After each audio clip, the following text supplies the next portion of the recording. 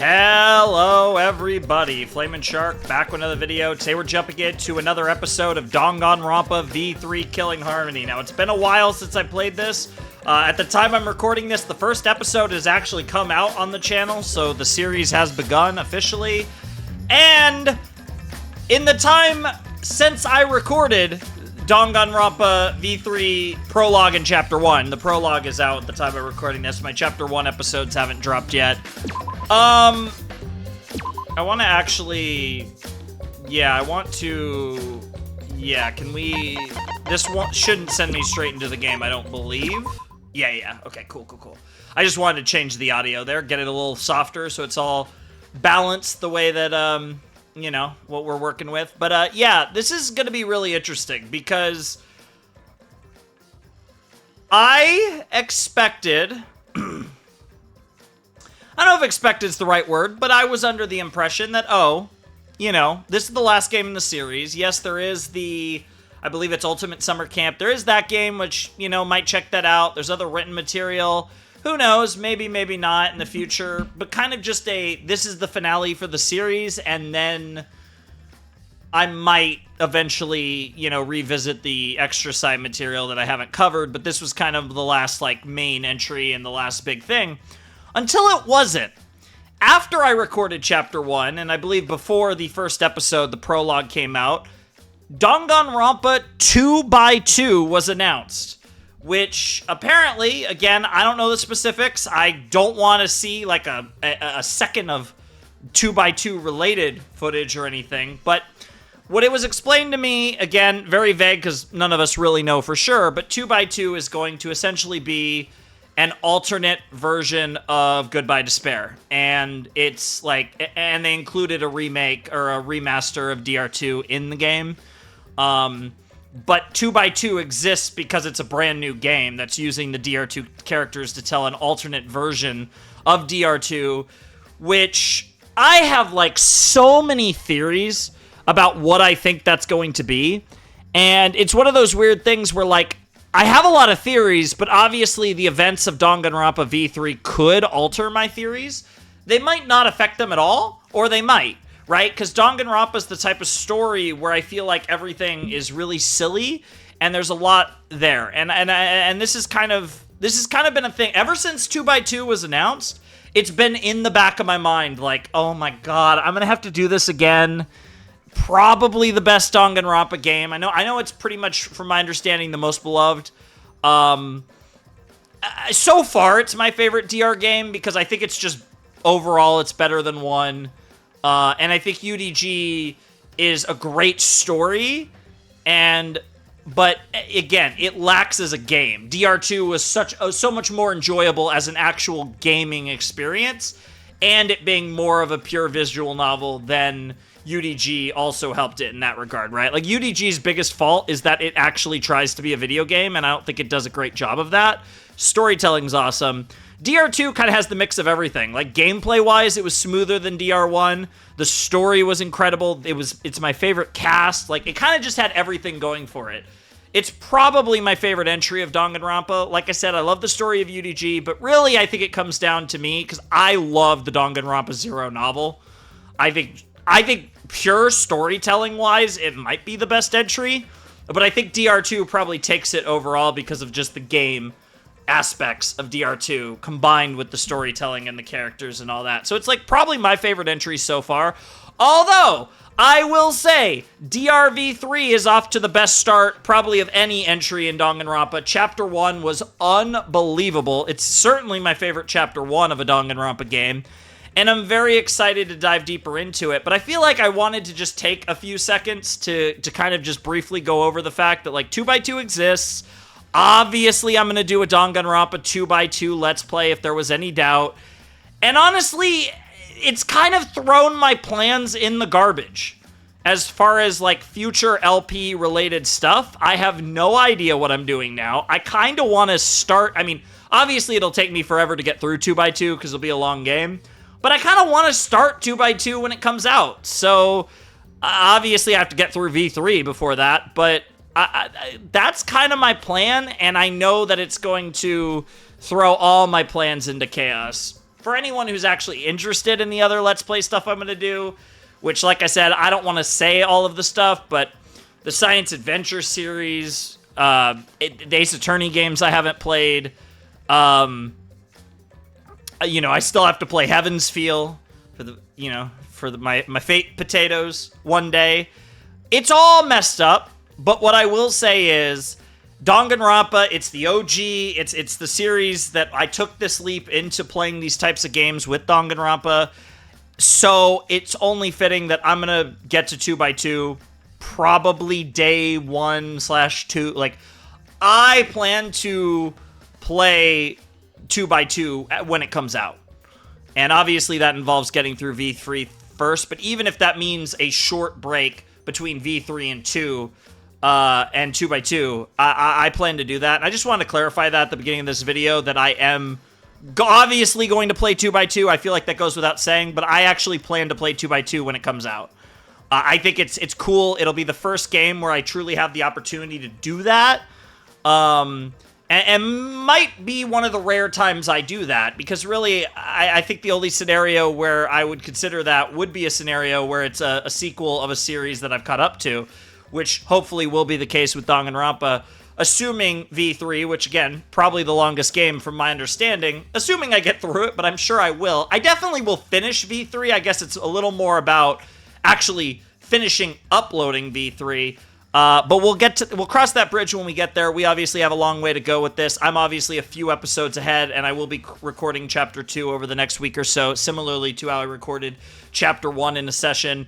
Took a break, and then 2x2 happened, and that kind of threw me off, and then my break ended up being longer than I expected, and all of a sudden, now the first episode of V3 is out by the time I'm getting to this. It's crazy, but in a weird way, the Flamin' Shark blessing / curse struck again, and as I was doing and nearly finishing the series, new content's coming. It's crazy. I'm so excited for it. Honestly, one of my favorite, one of my favorite upcoming releases for next year has to be 2x2 for just anything anime, live action stuff, video games. Like, 2x2 is near the top of the list of the things I'm most excited for from 2026. And obviously, that's after I play this probably awesome game, if Chapter 1 is any indication. Now, like I said, I don't want to get into my 2x2 theories until I've actually played V3. I might have to make a whole video on that if I make it in time. But now we're going to talk about, because I don't actually know exactly when 2x2 is coming out. I just know it's next year, and I think it's pretty early next year. I don't know. I forget if there was an exact date. I was definitely told, but I honestly don't remember. So it is what it is. It doesn't matter right now. Anyways, I want to shift now to V3, and obviously last time we lost Kaede in what was one of the craziest moments of the Danganronpa franchise. They did the thing that I've been kind of calling for the entire series, which was at what point, if ever, would they kill the protagonist, and they actually did it. It just felt like this was the type of series where the protagonist had to die at some point. So the fact that we end up losing seemingly the best protagonist we've ever had, it kind of made sense, because when you looked at Kaede as a protagonist, she felt too realized, too complete as a character. And the ironic thing about it is that desire to help others and that lack of fear she generally felt, ironically enough, was her undoing. And there was this great moment where the boy himself, our good old supreme leader, basically called her out on the fact that, like, the moment, she was thinking about killing the mastermind was the moment that she lost, right? Because it was the moment that the idea of, killing entered her heart, and that was kind of the moment that she lost the game. And it was this really cool moment that, again, showed why he's one of the best characters in the freaking game. And honestly, bro has potential to be one of the best characters in the entire franchise. If he can live up to his initial impressions from the prologue, and especially Chapter 1, I can't imagine how freaking awesome Kokichi's going to be.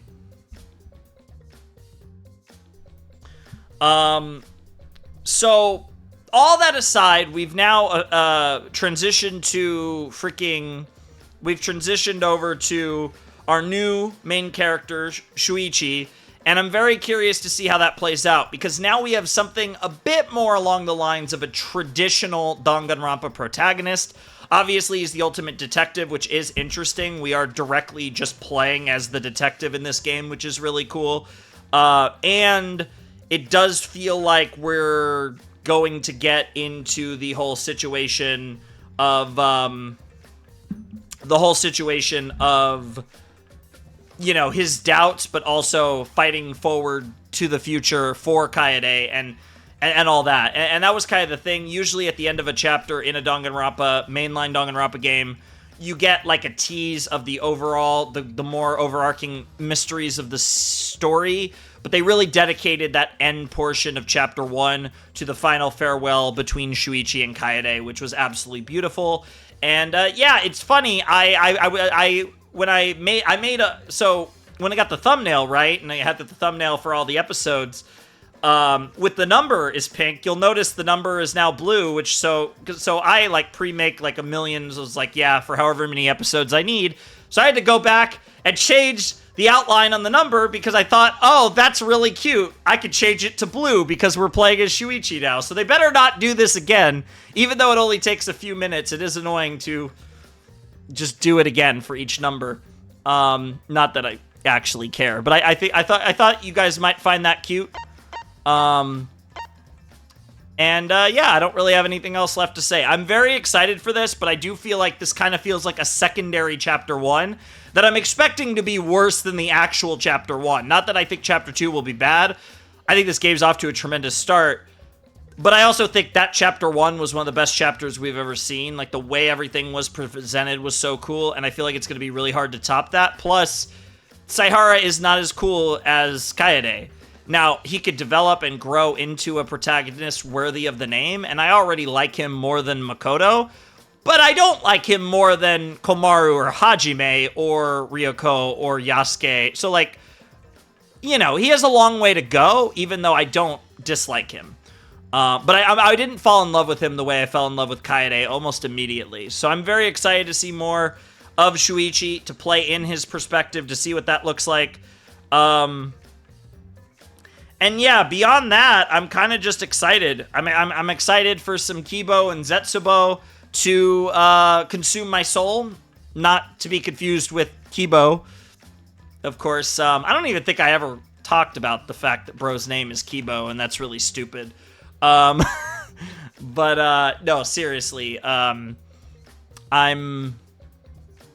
excited. I don't really have any predictions, though, because this does feel like the second start. Also, I just noticed that's a piano up there, which just kind of makes me sad, because I don't know if that was always there. It probably was, because she's the quote-unquote protagonist, but yeah. I don't know. I'm curious to see what this looks like, and yeah, Chapter 1 was amazing, so hopefully we can keep up this momentum and have a really good Chapter 2. I'm not expecting it to be as good as Chapter 1, because that was a very special circumstance, and it was really well executed, especially the scene where it's like everyone else disappears in the trial. It's just the two of them, and like Kaede's HUD shuts down, and Shuichi's HUD starts up. Like that, oh my god, that was chef's kiss. That was incredible. But the whole trial was amazing, and this chapter was really well put together, and it's definitely raised my expectations for this game, which already were very high, but I also recognize that that was a special bullet that they can only really play once. Although, to be honest, if they actually got me a second time and Shuichi died at some point in this game, I actually would be shocked, because you don't do that twice. So if they actually did that twice, they would get me.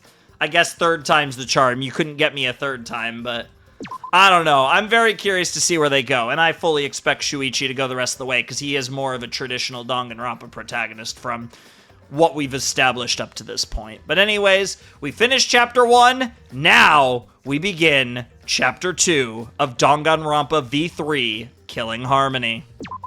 That was a long intro. Oh, man. I have no idea how far we're going to get, especially because the pace... Oh, my God, what a crazy start. They were so young and talented. How could this happen? I know that voice. That's, Whose voice is that? I was gonna say Nekomaru's voice, but maybe not. I mean, I've had more time to like watch stuff over, and yeah, it's just everyone's freaking VA. All these VAs are just like returning VAs, which is crazy. It looked like an accident. They were running away from that group. 1, 2, 3, 4, 5, 6, 7, 8. There's 16 portraits, but the only one we see is Kaede. Very interesting. Was it really just an accident, though? I honestly can't believe that. So they were running away from that group. I can't say it too loudly, but they were probably killed by that group. Interesting. Like, I'm already, like, locked in. This is, like, super interesting. Weird. So this is... We're actually seeing, like, outside world... Outside of the... We're actually seeing, like, outside of the game stuff about the V3 potatoes. And it's... I'm assuming these are either parents or mentors. Potentially. Depending on...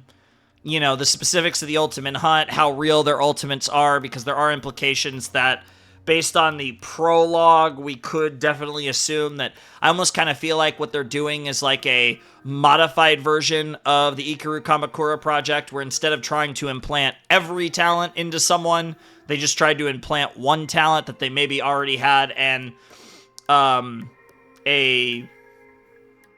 like, they took people who were good at things and then boosted them, potentially, and fuck with their memories to correlate, potentially. I don't know. But obviously, yeah, we're referring to the 16 students as a group. So this is really interesting. I thought so. Oh no. Well, there's nothing we can do about that. I wanted them to live. For our sake, at least. I wanted them to live for our sake, at least. I'm not talking about living for their own sake. That's a little sus. Really interesting. Jeez. I wish they lived. No, they should have lived. They had to. They had to. I mean, like, obviously it's sad that a bunch of potatoes got fucked, but why did they have to live? For this world. For this world. Really? They had to live for this world. A thin line divides heaven and hell. What a great... Oh my god. I mean, dude, that's 2 chapters. Interesting start. Don't know what to make of that. That's 2 chapters in a row with a sick title, by the way. A thin line does indeed divide heaven and hell, just like the razor-thin line that divides hope and despair, as Junko spoke about at the end of DR1. One might even say 2 sides of the same coin. I don't know what to make of that. Like I said, you know, we could kind of build our theories about this game so far, but I don't know what to think of that scene. And that was clearly, by all accounts, a scene about the outside world and the lives that they had before whatever kidnapping, whatever incident led them into the cage here. Where are you hiding? Come out. No more hiding. Come out now. What the hell? Oh.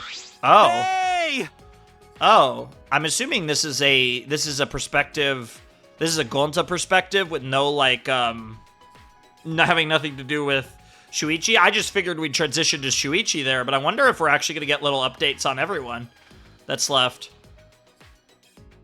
Dude, it's actually crazy, I will say that, like, obviously they did the Chapter 1 Kaede, you know, twist. But the fact that we lost Rantaro as well, like, is crazy. Because he was very clearly set up to be one of the, like, most interesting characters. And they've already implied that he has a role to play. Like, his story, whatever his legacy is relevant to this game. So we're obviously going to learn more about him eventually, but it's still crazy. Hey, come out, Bugs! Where you all hiding? Just when Gonta think he finds some, they gone. Weird, really weird. Plenty trees, grass, water, sun, but no bugs. Why? Because it's an enclosed space? I mean, Bugs don't just spawn out of thin air. If they weren't brought into the ecosystem, they wouldn't exist, right? I mean, that's the most likely answer. Weird. So weird. Hey, Bugs! If any bugs here, come out. Gonta want to talk to you. Huh? What that? Something on ground in grass? Words written on it? Oh. Cook. Horse A. Okay. Or are we just transitioning to Shuichi there? Horse A? A horse? I mean, I'm tempted to write down those letters and see if I could rearrange them into anything. Shore? A shore? Right? Yeah, those are all... We are in a cage, though, but ashore, washed up ashore, like, stranded on a desert island. Horse A. I mean, the A was separated, which implies that it actually is horse A, and we just don't know the meaning, or it's a horse, and we don't know the meaning.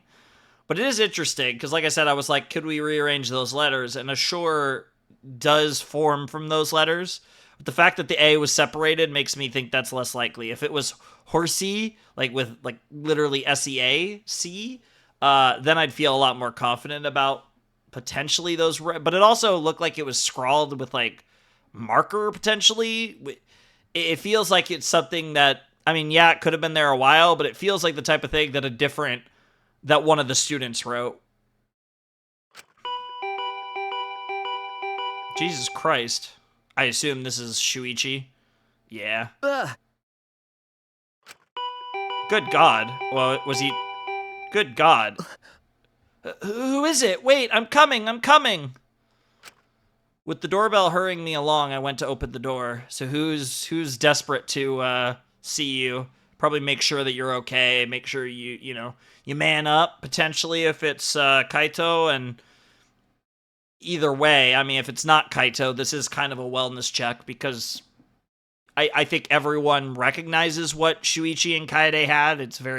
They made very clear insinuations about their relationship, so it makes a lot of sense that, yeah, I could see this being a lot of people. I could see this being, obviously, Momota, but I also could see this being, like, maybe Kurumi. I mean, it could be anyone, honestly.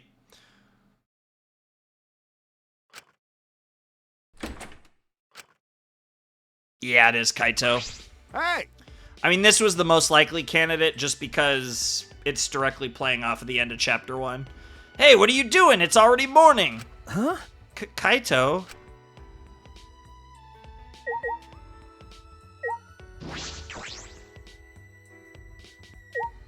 Yep.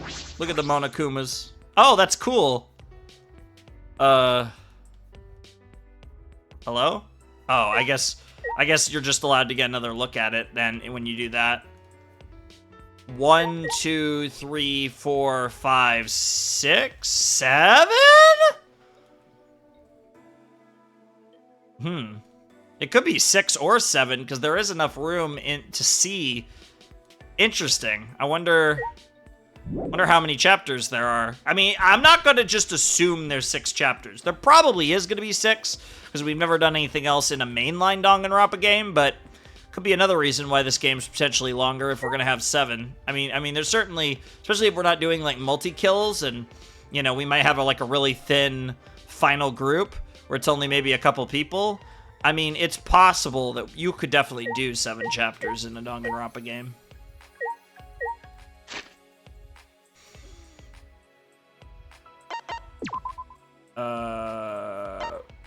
Oh, fuck you. No matter the hardship, there was always a deep melody playing in her heart.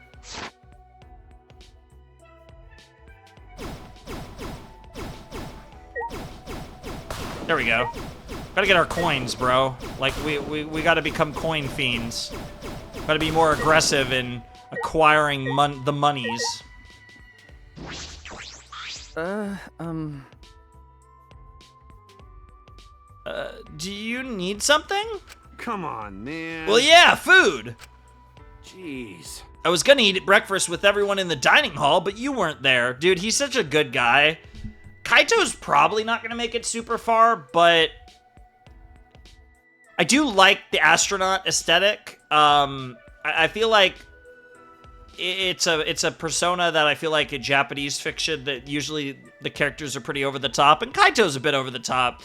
It's interesting, right? Because I think I think he reminds me a little bit of Mondo, but like chiller and like less of like a, I'm gonna beat the fuck out of you, even though he has some of that in him. Kaito's cool. I like Kaito quite a bit, actually. I feel like more than you might assume based on my character preferences and stuff. Like, he's a vibe.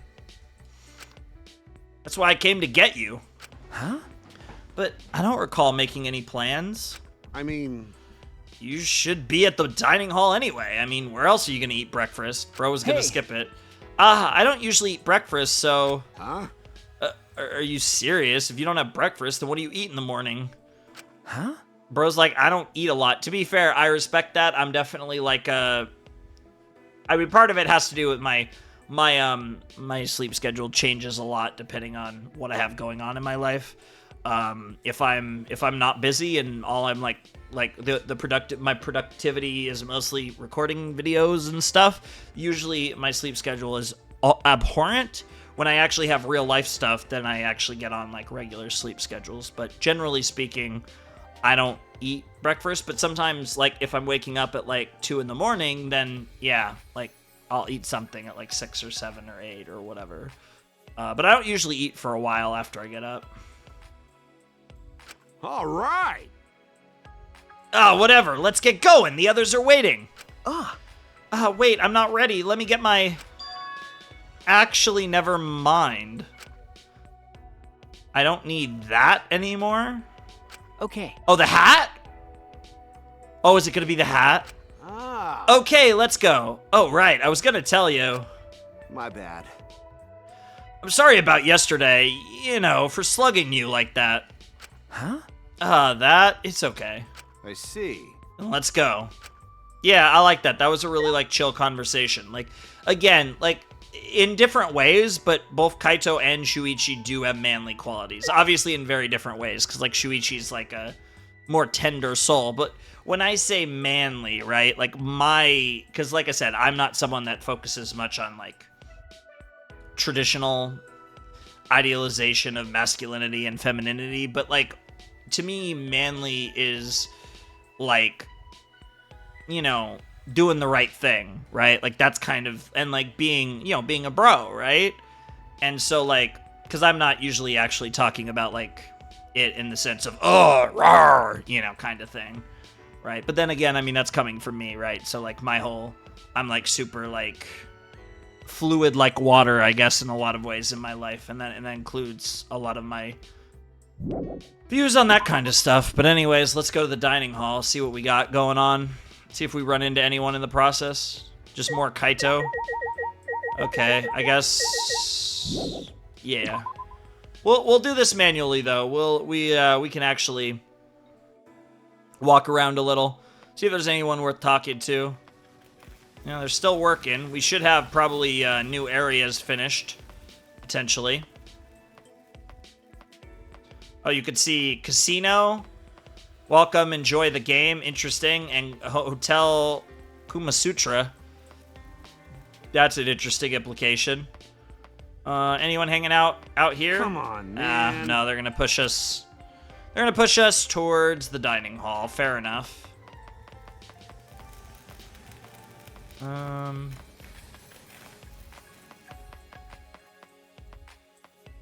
Well, that was easy. God damn it. There we go. Easy money. Yeah, hidden, by the way. I'll take the level up, though. The dining hall's right over there. I'm gonna see if it lets me go in a different way. Just to kind of find people, although it looks like there's literally no one around, like, anywhere. Come on, man. Yeah, okay, they're gonna cuck me. I do be cucked. I do love how fast you can run in this game, though, because it is a pretty wide map. So it's kind of nice that you can run, like, pretty fast. See if they let us go into the school building, because it's heading to the dining hall, even if it's not the direct way. So they actually do, which is kind of funny. It doesn't look like I'm going to run into fucking anyone, though. It's actually kind of sad. I was, like, really down to, like... No? Anyone? Hello? Come on, man.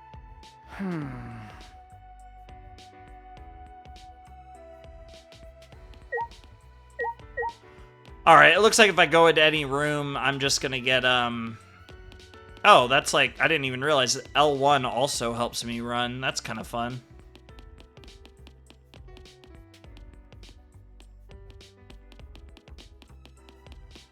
Well, let's stop wasting time and let's go to the dining hall and see what our morning's like. Who do we got? Everyone or... That is almost everyone. 1, 2, 3, 4. God damn it. Writing? Honest. Yeah, like someone tried to hide writing in grass. Weird, right? I don't know if it was hiding it, but someone definitely wrote that. It did seem like it was...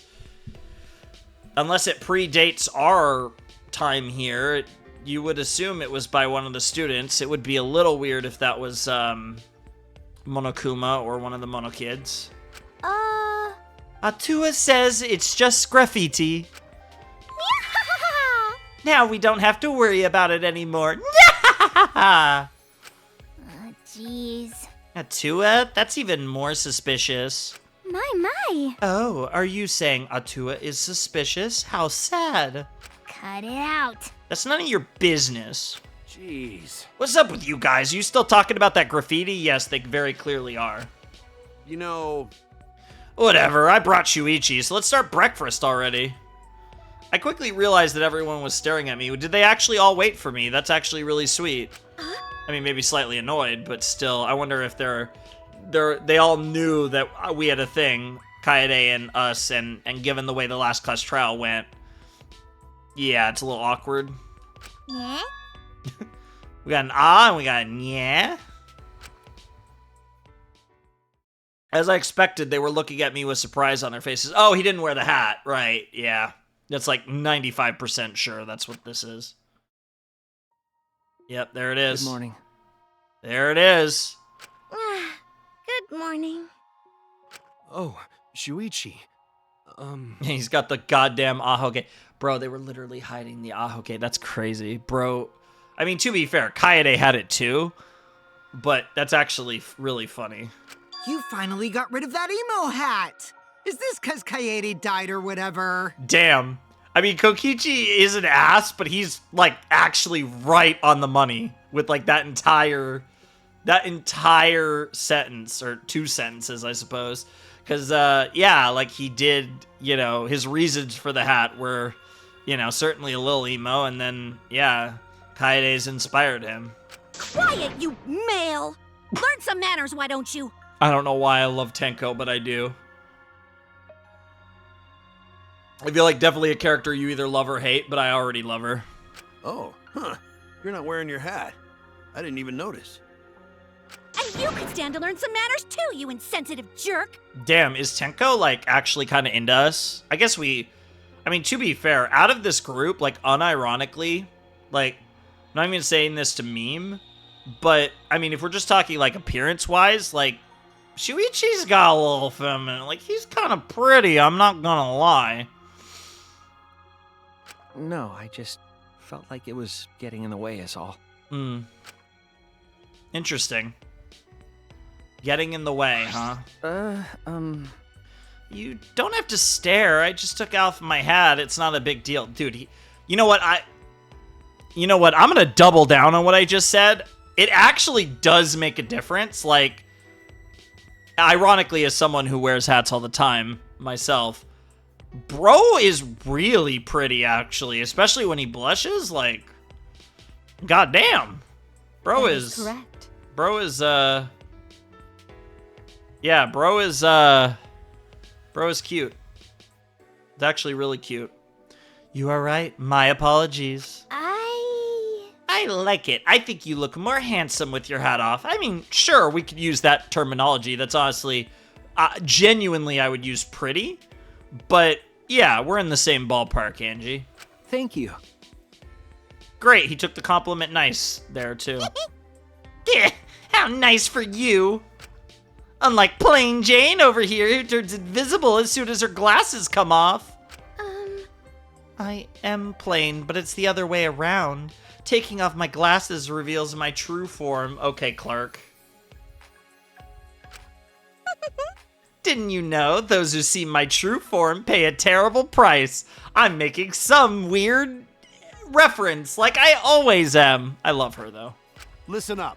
Anyway, don't be late anymore, Shuichi. We already decided we're eating breakfast together. It's a tradition of this game, of this franchise. This is stupid. You decided that on your own. Yes, of course. Yes, I prepared breakfast for everyone. Huh? Really, you did? That is correct. Indeed, it was no trouble at all.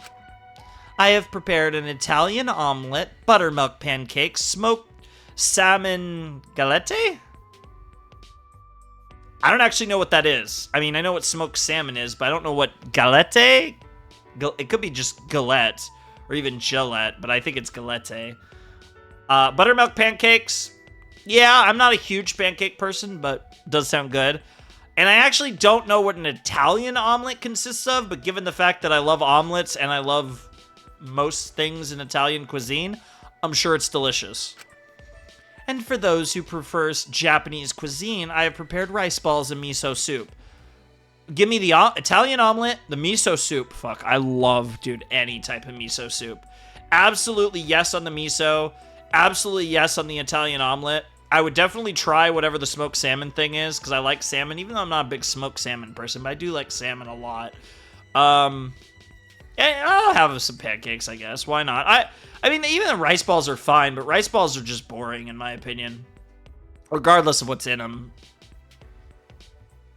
I don't dislike onigiri, but I don't like...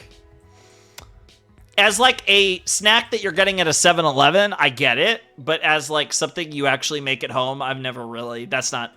And this is someone who eats a lot of rice. I still don't fully get it. I feel like rice is more... And I'm sure a lot of, like, what you do with rice, and, like, the reason why rice is such a cool side dish is you eat some food that's really flavorful, and then you eat a little rice to act as a palate cleanser, so you get more flavor out of the next bite of your flavorful thing that you're siding rice with. Anyways, yeah, miso soup is always... literally any variation. I'm down. Hey! Karumi, be my mom! The crazy thing is, she might actually, I mean, she seems quite subservient, despite the fact that she's like an absolute badass, so she might actually take you up on that. Gota want you to be his mom too! What are you two even saying? Oh, yeah! I was waiting, dude, the second I saw Tenko go next and I saw her face, I was like, be my mom too! I was just... It would have been actually hilarious if Tenko said that. I don't know if it would have been in character, but it would have fit with her inner thoughts, that's for sure. Oh yeah, I'll show you guys something really neat. Look, when Himiko eats, she makes the cutest face. So Tenko got the Himino interest, and also not the biggest fan of men. I mean, like, even more so than, you could definitely see the parallels there between, like, Mahiru and Hiyoko a little bit, even though... Himiko's actually, like, not a giant bitch. So there's that. And also Tenko genuinely seems to hate men. Whereas Mahiru had, like, a weird relationship with, like, men. That was, like, you know, there was a little bit of that in there, but it was more complicated. Ah, she's like a small animal. Stop it. You're making it hard for me to eat. But there's definitely some character archetype overlapping here, even if the overall, like, characters, especially as we flesh them out more, are different. But there's some archetype overlapping for sure, which is definitely intentional. They want us to think about past experiences in Danganronpa. That's one of the weird things that Danganronpa likes to do, is kind of jerk itself off. It's a little, like, masturbatory, but it's, like, in a good way, as weird as that is to say, because, like, it uses your past experiences to fuck with you. Because this whole series is just one giant mind fuck. That's basically the whole deal. We chatted casually as we began eating the food Kurumi brought out. Amazing! Gonta not mean to flatter, but all this food's so yummy. Excellent. It's so delicious. It makes me want to cut off my tongue. You know, I will say, I went in completely cold with the voices. I'm actually feeling pretty good on most of the voices, though. No idea what to do for, like, Tenko, really. But, like, I feel like most of them, I have, like, a general grasp. And obviously my voices suck, but I feel like I have, like, something for most of them. The rice balls aren't just ordinary old rice balls, either. Of course there's filling. The outside is packed tightly so it won't fall apart, but the inside is nice and soft. I don't know about you saying that line. Because the rice wasn't crushed, you could even taste every sweet, sticky grain, even when it's cold. Jeez. Hey, do you have some sort of god tongue or something? Or which one are we talking to? May I? By not crushing the rice, air is able to flow between each individual grain. And of course, she's an expert on this. The triangle shape itself is less important than maintaining a loose grip as you form the shape. You will find it much easier if you imagine yourself gripping it with your entire body. Almost like, I guess, cradling a baby is like maybe a good analogy there. I can't make rice balls. I can't even tell the difference between rice and termites. That's a concern. Hey, How have you survived this long? Yeah, I'm with you, Shuichi. Oh? What's wrong, Keyboy? You're not eating. Oh, I see. Oh, yeah, I totally forgot you can't eat, you know, because you're a robot. I'm waiting for him to say, oh, actually, Professor Itabachi is, programmed me to eat so I could be more like a normal boy. And I have a whole, like, waste disposal system and everything. And just keep going into the idea that he's not actually a robot, which I guess the plot twist would probably be that he actually somehow is a robot. Because they have been leaning into that so far in the story, but we'll see where it goes. Yeah, I think he absolutely can eat. Hey! Hey now, don't look so down. I'll bring you a broken TV later. well, I don't want that. I'm not a waste receptacle. Kivo and Kokichi seem to be getting along swimmingly. I mean, it's a pretty one-sided relationship. Kokichi basically just bullies Kibo, but they are connected for sure. Oh, I love these. I love these types of, like, the dining hall interactions are always fun, especially when there's, like, nothing too intense going on. I do feel like we are kind of getting over Kaede a little quick. But obviously, the one that's affected the biggest by her is ironically our player character. We were having a normal conversation as if nothing had happened. He had the same thought I did. But we all knew it wasn't really normal. It was forced conversation. But that's to be expected. That incident just happened yesterday, after all. Everyone's forcing themselves. That's why... Oh my god! That is a crazy shot. You know, honestly, I think it's more grim with her face shadowed out. Like, honestly, I know that sounds weird because it's, like, less graphic, but I actually think that's really cool shading, especially with the lighting on her blonde hair like that. I think that's a really clever shot. And, God, dude,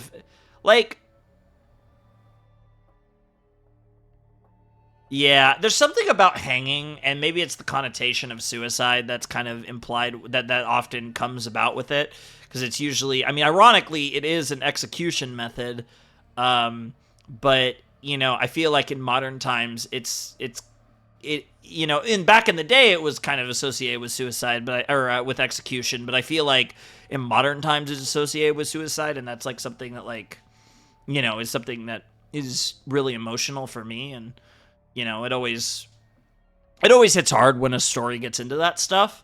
So I think like that site is like really good. It's really effective, right? But it's a grim sight for sure. But no surprise. I mean, it's Danganronpa. We're going to get some grim sights.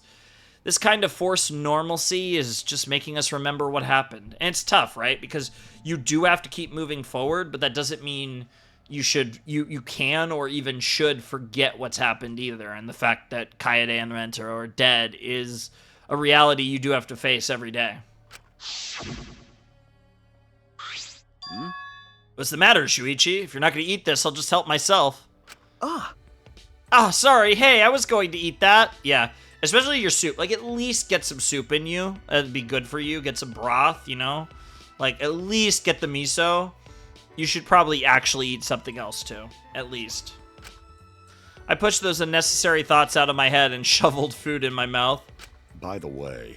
The thing Gonta talked about earlier? Are we going to go to check it out? Ha! Fucking virgin! I love her voice lines. Quit fussing over some lousy graffiti and worry about your shitty future instead. Huh? Graffiti? Yeah, he doesn't know what's up. Gonta find it this morning. I mean, he is the ultimate detective, so... Hey! On concrete, hidden in grass, I mean, yeah, it is very conspicuous. Actually, the writing is weird too. It wasn't written very nicely. It was written in, it does have a little bit of the vibes of like a final message kind of writing. I'm trying to think of anything else. Like either the horse is code for something. But the fact that there's an A there, I keep thinking, like, yeah, maybe these are misarranged letters, and the best thing I could think of is assure. And that could have implications on this game, potentially. It's interesting, too, because that would essentially, like, that actually kind of relates, if anything, to DR2. But, I don't know. Words horse A written there.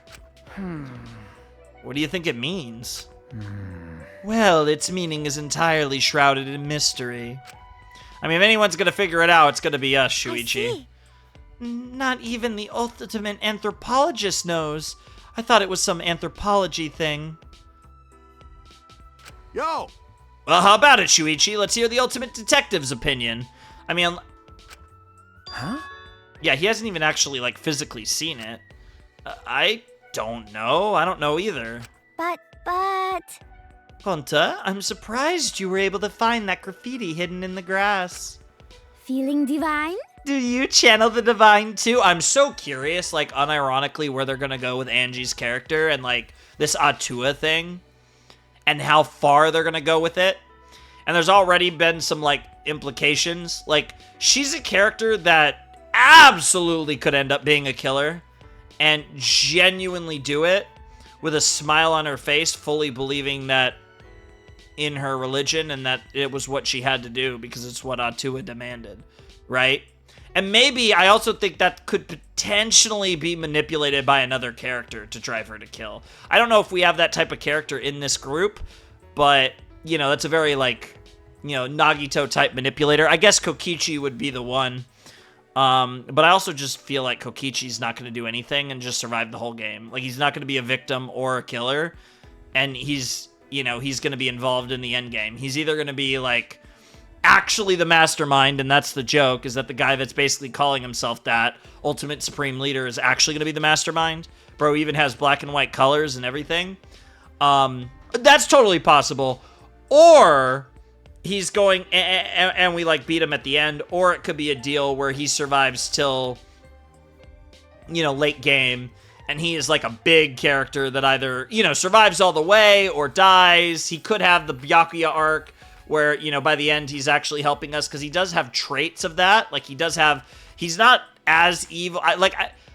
It's weird for me to say that I don't think he's as evil as he portrays, but I also do genuinely believe that he is evil at the same time. It's weird. He's a weird potato, and you're meant to question everything he says anyways. Definitely gonna be, I would be, you know, again, I've already been surprised by who's died so far, but I definitely see Kokichi as a late game character. He's an end game character whether he survives the game or not. I'm pretty confident in that. No. Oh, that 'cause of tiny bugs. But I feel like he's just not gonna do anything and judge all of us for doing something because he has the right idea. Like, that is how you win the killing game. I mean, we know this for, like, obviously it's their first experience, whereas we have the context of the other killing games. But your chance of winning the killing game is basically just don't get killed. And one of the biggest pieces to that is don't kill. So, I mean, obviously, the big thing is just don't get yourself killed. As long as you can do that, you know, and as long as we're able to figure everything out in the trials, that's your path to actual victory. Bugs, I thought vermin were nowhere to be seen in this academy. Yeah, gone to think that before, but when out walking in courtyard, gone to think he see tiny bug. But bug so tiny, even Gonta could not see, and Gonta have 20.625 eyesight. Lovely. So maybe Gonta just make mistake, but Gonta think, maybe. No, maybe Gonta just see things. He definitely saw something. Degenerate male! Ah! Just make up your mind already, you degenerate male! Which means... So, you found that message while you were out chasing some bug. Oh. Gonta, you did it. I knew I could rely on you since the moment we met. What an asshole. Huh? Really? It's true. Yep. So you should work for me. Got it. Okay, I love that. Great interaction. Gonta officially a slave of Kokichi, just like that. You're going to agree to it just like that? Hey. Be careful, Gonta. That guy's a real liar. Huh? Really? No way! Thank goodness. Good, then Gonta have no reason to worry. Will you believe just anyone? Clearly. He's that type of guy. Gonta, you're so gullible. You know, if you keep being this gullible. Well, you know. What the fuck? Bro literally turned his freaking opacity, his shadow up to a freaking 300. What in the world am I looking at? You'll be killed before you know it. Understand? Ah. The moment Kokichi said that word, the warm and casual mood shattered. And of course, he's the one to shatter the mood. He is kind of our Nagito in a way. Like, it's a different presentation, different vibe, different everything. But he's an instigator, for sure. I mean, Byakuya and Nagito have filled similar roles in the past. What's the matter? What's wrong, everyone? Is there a problem with Kokichi's advice? I mean, that's the thing, right? So this goes back to what I was saying earlier about how Kokichi perfectly read the fact that Kaede had fallen for the trap. He just presented it in the most sinister way possible. But what Kokichi said was good advice, like, inherently. Like, you do have to be careful. Yes, you should work together, but that doesn't mean you should ever let your guard down fully. Oh, Kokichi, you know, should say things like that, even as joke. It's not a joke. Huh. Say what? Kill? Has the K word been banned? Sorry, I didn't know. Oh. But that's not very reasonable, is it? Not when the killing game is still happening. How can you be so insensitive? Especially after what happened yesterday. I'm ready! This is why I hate degenerate males. They're about as considerate as amoebas. Hey! Don't complain if some scary guy yells, "What color is your blood?" at you. Another probably random reference. You really don't get it. It's that kind of talk that lets Monokuma play you all like fiddles. Huh? Oh? Did you hear that? Don't mind me. I was just talking to myself. Interesting. There he is. Yoo-hoo! Hello! Looks like you guys are having a good time. Let me join in. Yeah. They're having a jolly good time ganging up on me. What? Isn't that your fault? Huh? Ganging up? Hey! No bullying! Bullying is not cool. Bullying is the worst. I saw that little blush. I was worried that MonoKubs was going to go in a completely different direction with that. But yeah, that's You're bullying. annoying.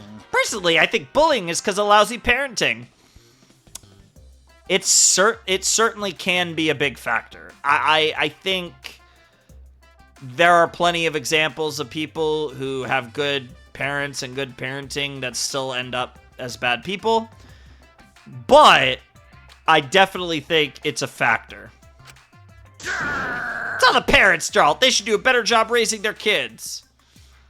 All is a strong word, but generally speaking, I do generally agree with this. It's something I've talked about here and there. It's part of the reason that a lot of people just have kids, right? Either because they want kids or accidents or what have you, right?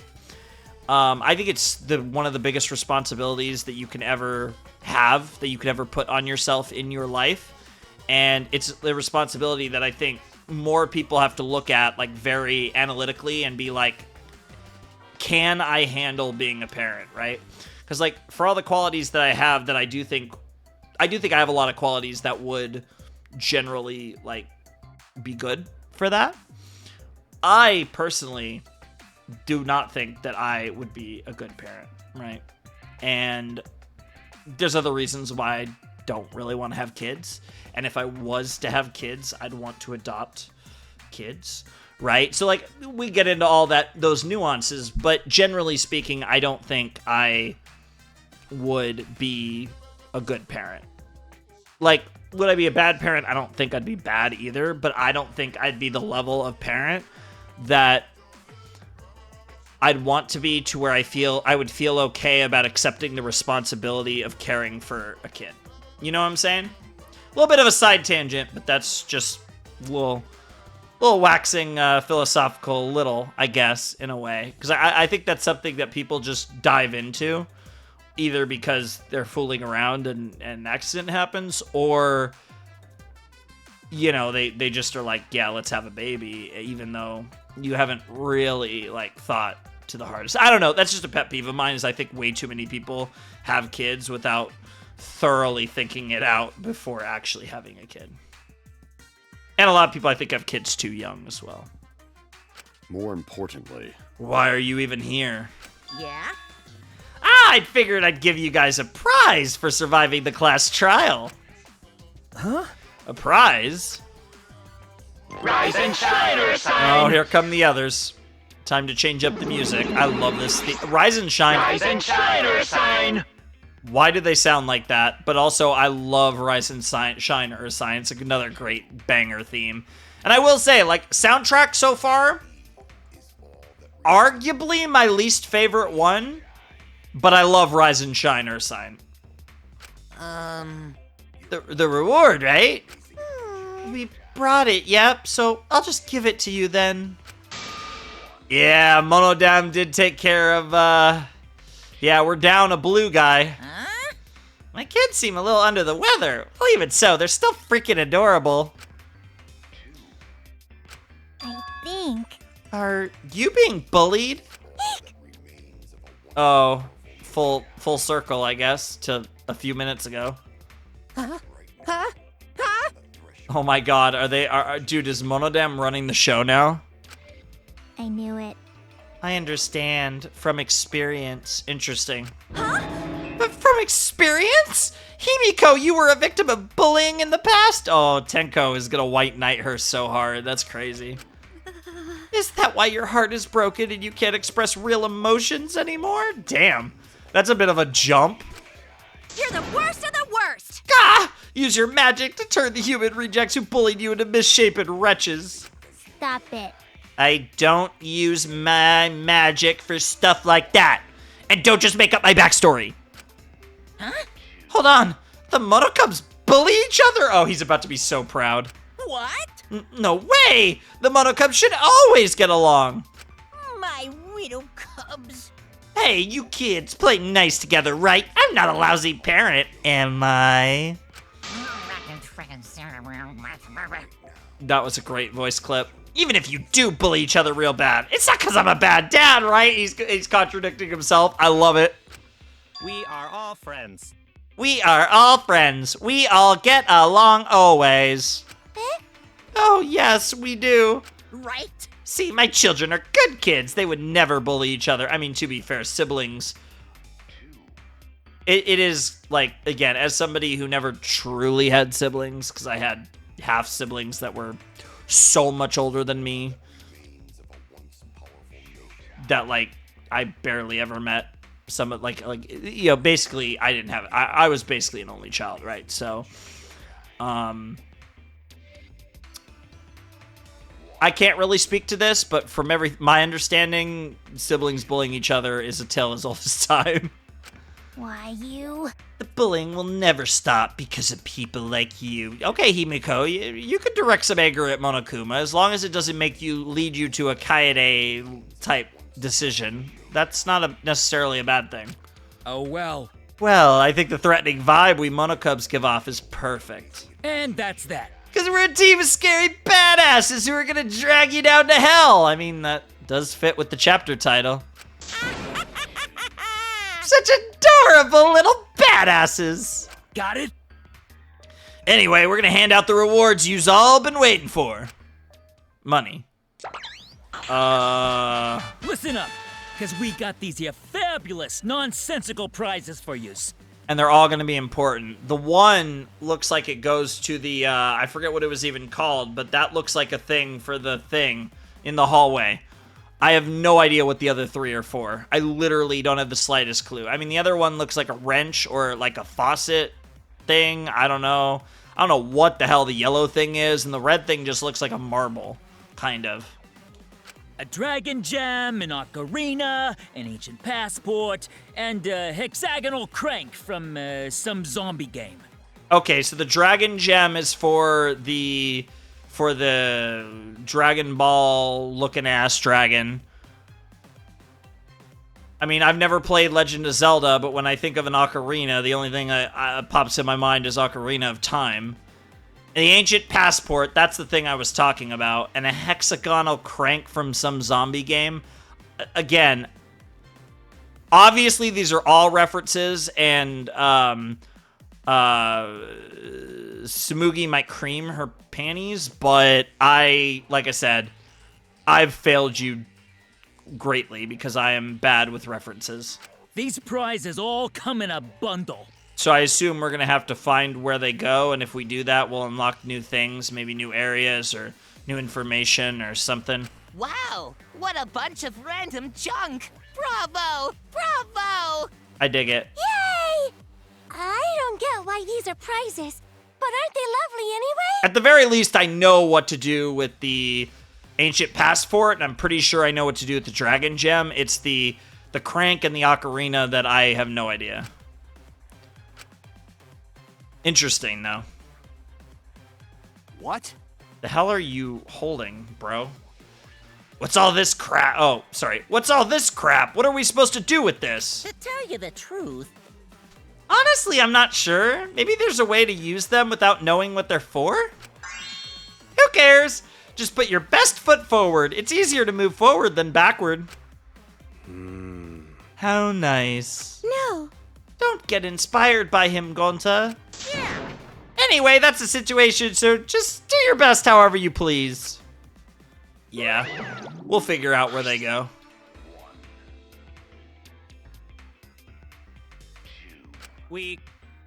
Let's go. What? You're gonna get payback for all the bullying by attacking us in our secret weak point? Secret weak point? You mean the nape of our necks? I get that reference. I've reacted to that anime. I mean, to be fair, one of the biggest anime of all time, but still, I've reacted to that anime. Not that. Anything but that. Actually. Wait, so the nape of your necks is your weak point? I would never do that. I just want to get along. It's interesting he's talking more. yeah? Get along? Really? You stupid. Don't let him fool you. He killed Monokid, remember? So long. Farewell. It is interesting how different the dynamic of the MonoKubs is compared to the beginning of the game, though. just from Monodam killing Monokit. Seeing that robot-looking one get left out makes me think of Kibo. Huh? Am I really excluded? Hey, So, what should we do with this junk? could it be? Maybe we need to use these on those mysterious things all over the campus. Yeah, well, when we were doing our first introductions of everyone, she was like the first one, I believe, like after Shuichi, anyways, and it was by the Dragon Ball statue or whatever. So we're gonna use the Dragon Gem for the dragon, obviously, and then everything else is, well, I mean, the Ancient Passport. I know that one. I don't know what we're using the ocarina or the crank for, but we'll figure it out. However, And what'll happen when we do? I'm not sure. See? Well, we'll know once we try. I'll take the junk then. Nah. No, let's leave this to Shuichi. He is the detective after all. Huh? Yeah. Oh, it is weird. Like, seeing that, like, hair spot is actually really weird. I wonder if he's actually going to not wear the hat the rest of the game, or I wonder if we're going to see him in the hat at any other point in the game. Very curious. It did look, it did look a little weird. It kind of makes sense that that was, like, not a main design thing of his, though, if we are sticking with this look for the rest of the game. Hey! You're the ultimate detective, yeah? You should be good at weirdo puzzles like this. Got it. So I'm gonna leave it to you. I mean, it makes as much sense as anything. If we're not gonna all do it together, it makes sense for Shuichi to... And even if we are, it makes sense for Shuichi to take the lead on it. Okay. I'll try. Man. Whatevs, I guess that's fine. So I need to go around the academy and figure out what these mysterious objects are for. Alright, let's get going. I'm curious if, like, each one is gonna trigger something, or if it's gonna take... Or nothing's gonna happen until I find all 4 spots. I'm hoping... Oh, yeah, we actually... It's in our inventory. It's, like, above our map. We have, like, an inventory of the thingies.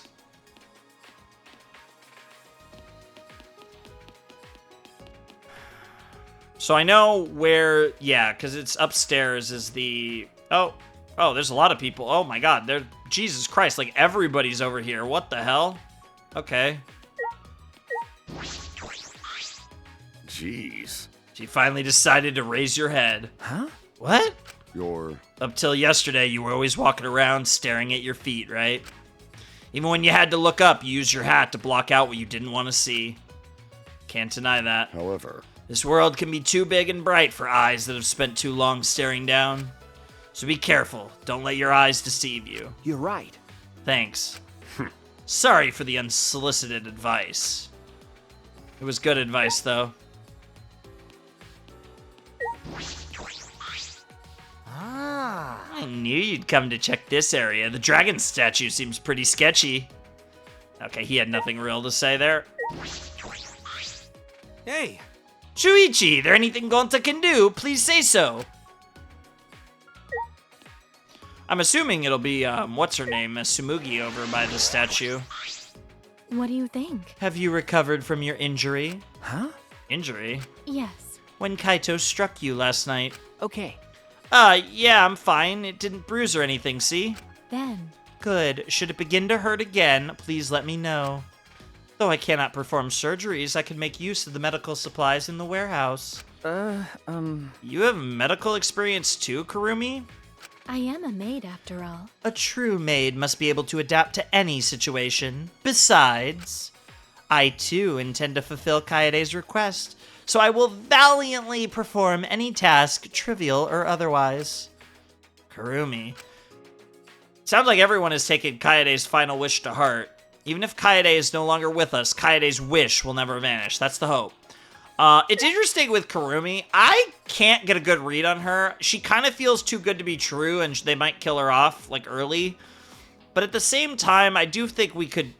I don't know. She's such a cool character, and they've already killed off 2 of them. I don't know. Like, she's going to either die, like, probably... yeah, she might die real soon, or... she might go all the way or close to all the way. I'm not really sure. Damn, everyone's over here. That's crazy. Also, where the hell is the statue? I thought it was over here somewhere. But anyways, we have a bunch of people to talk to. Hey! Go on, try to solve the puzzle. You're clearly a pro at playing with yourself. Nice. Love that that's all you had to say.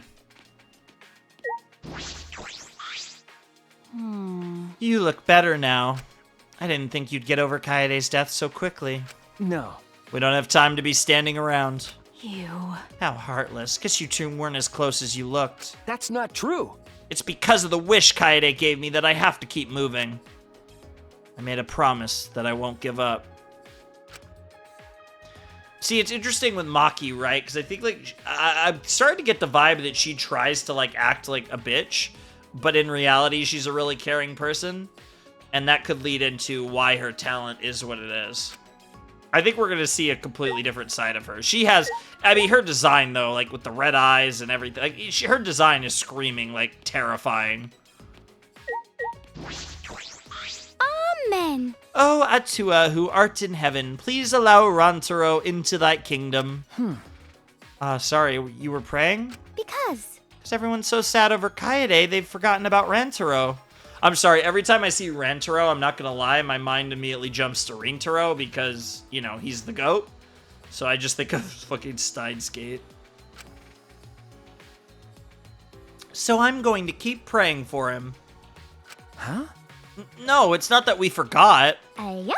It's okay. It's easier for me to earn points if I pray. God, that's so stupid. It's a shortcut to a platinum membership. Her religion has a point system. It's called a based religion, I'm not gonna lie. Anyways, are we allowed to go in the pianist lab? No, of course not. Where the hell was the statue? I thought it was over here. It wasn't in a classroom, though. Yeah. Huh. Just double check. It definitely wasn't in a classroom. But it was upstairs. Did I just go the wrong way? No, that's all that's up over here. So it's a different, like, upstairs area, I guess? Huh. Wait a minute. I'm an idiot. I think it actually was. I think I literally just didn't look to the right. I think it's... When I come in, I think... Yeah, it's literally right there. Oh my god, I'm such an idiot. Oh, I didn't even see you either. What's up, Kyo? Listen. What, I wonder, does Monokuma wish for us to do? Huh? What do you mean? I cannot fathom the reason he would give us those items and make us search the school. Now that I think of it, the school regulations did mention searching the school. Yep, as they have in all 3 of the mainline games. I think that's the same line in all 3 games, too. The rule is indirectly urging us to search the school. Yes, I suppose that is true. Let's see. What will come of our search, and how will everyone react to it? I shall closely observe each of them as well. Alright, let's see if this actually triggers anything.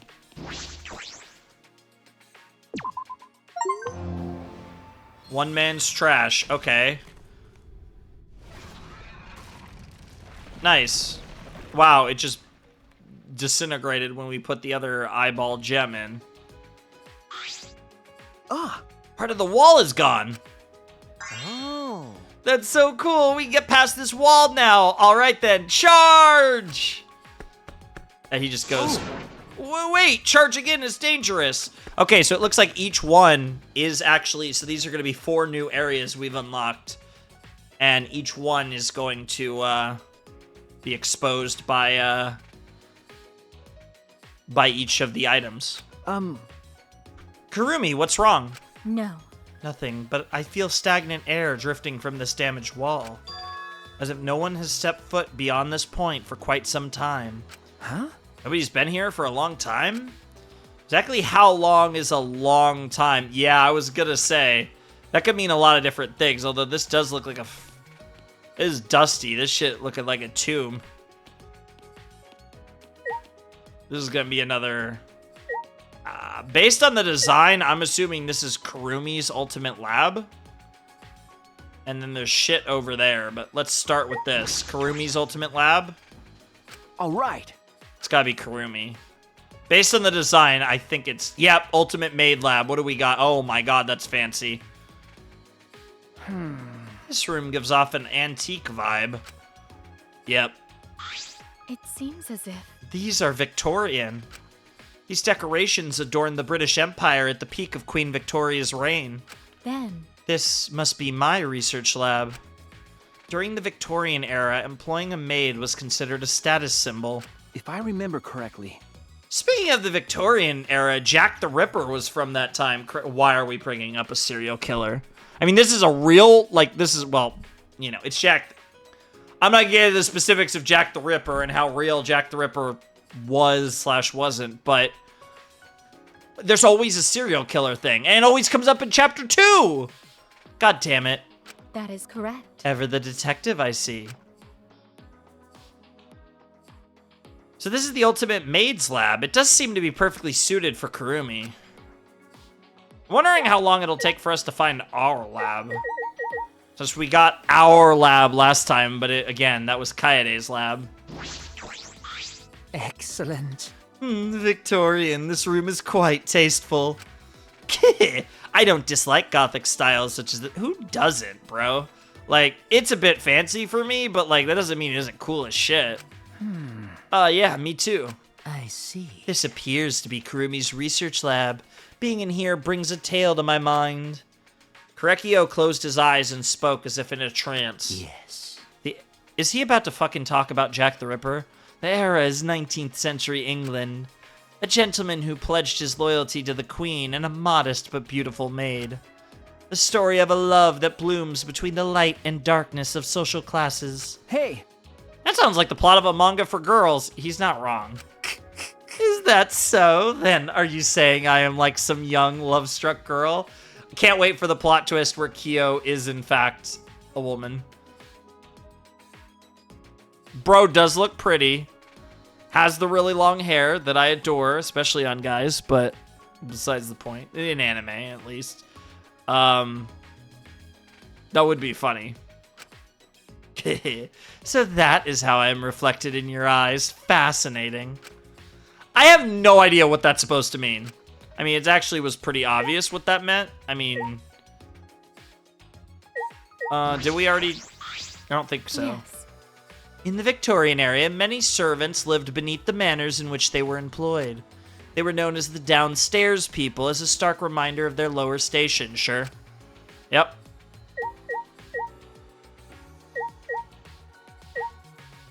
We'll get to the closet door after.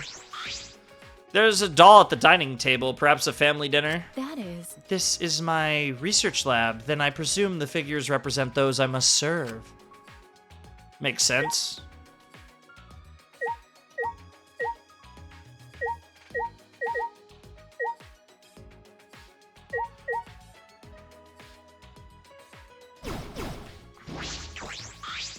Wonder if there's a bunch of maid uniforms in this closet.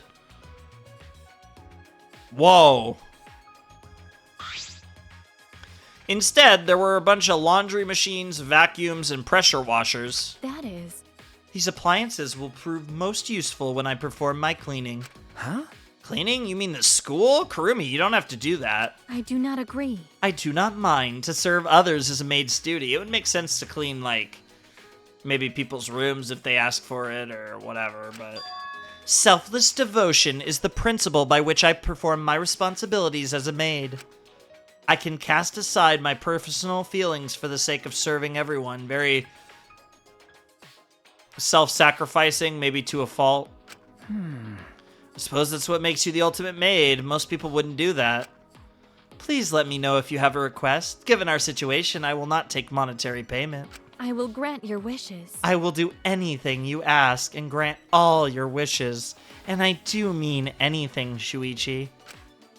Anything? It's kind of intimidating if you say it like, yeah, it's almost like you're giving, it's like too much power, but it's also like, where do you even start? I mean, obviously there's a few avenues you could go down, but there are a lot of washing machines in here.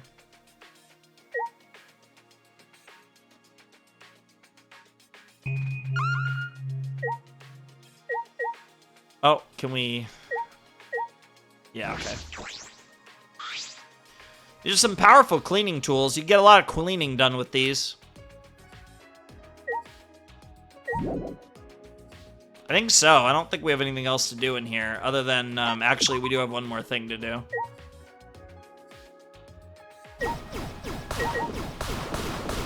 Make some money. Oh, that's crazy. We could just blow off their heads. That's hilarious, actually. Yeah, bye, doll.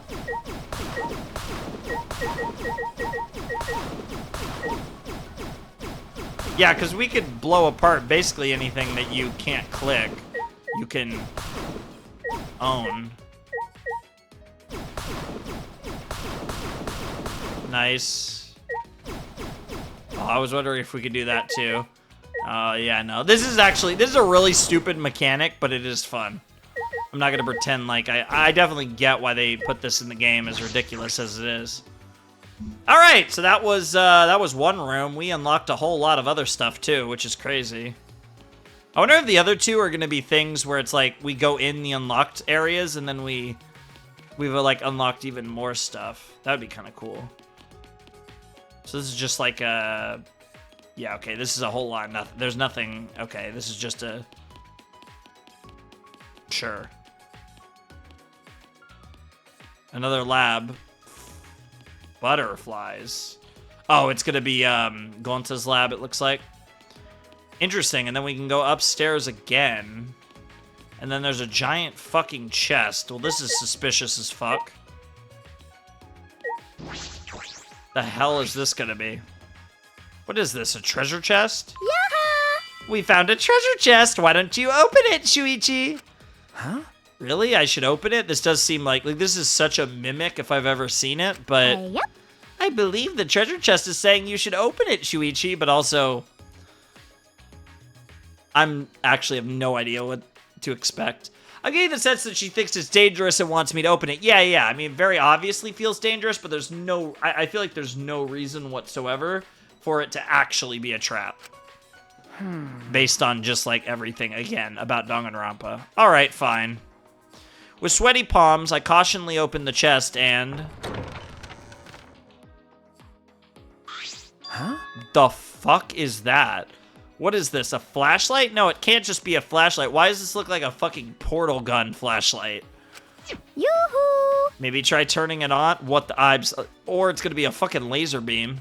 Hey! No, that's too dangerous. We should inspect it. Huh? It'll be okay. Even the flashlight is saying, turn me on. Turn me on. Hurry up and turn me on, Shuichi. It's begging. That could be clipped out of context. Then? If you're so eager, why don't you flip the switch, Angie? Well then. Then I'll meet you halfway and inspect this flashlight myself. Huh? Meeting me halfway, huh? Sayonara. Once you understand, I'll come teach you. Sayonara. That's a new one. We haven't heard her say that before. Angie snatched the flashlight from me and ran off with the bounce in her step. Interesting. Wait, inspect it? How? Give it to Miyu, maybe? Also, we didn't get to talk to her. I didn't know this would trigger her thing. Anyways, let's go probably talk to Gonta. Now, this is a strange door. This might be an ultimate research lab. Based on the design, could it be the ultimate entomologist lab? Most likely. Almost certainly. Yeah.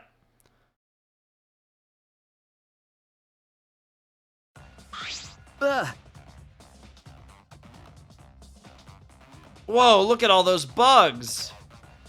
Insect specimens line the entire wall. It was a little, no, very gross. Amazing. This paradise.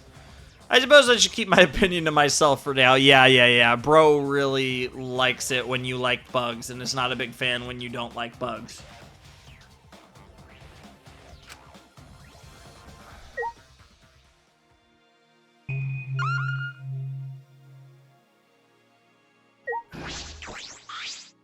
There are a lot of books here. They all seem to be related to insects. Okay. Wow, that is an extraordinary amount of bug cages. Lots of larvae and eggs, and they even sleeping in cool place. They were refrigerated? But... It's okay. Eggs probably hatch if Gonta take good care of them. Well... Do your best, then. All these hatch, there'll be bugs all over the academy.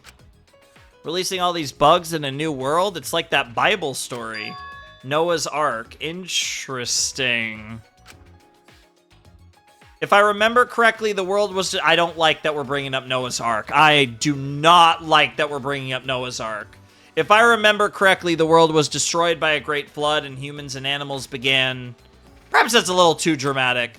I do not like that we just brought up Noah's Ark for no fucking reason. That concerns me.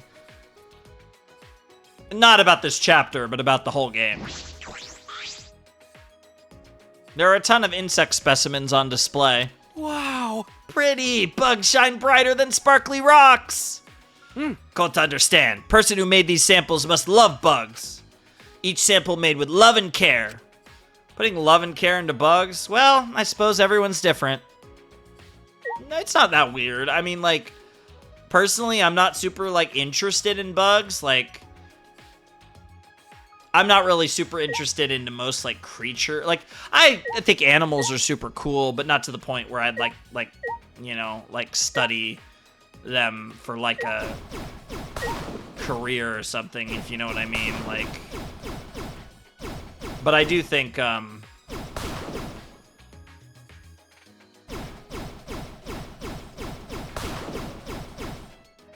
that was crazy. It just took the...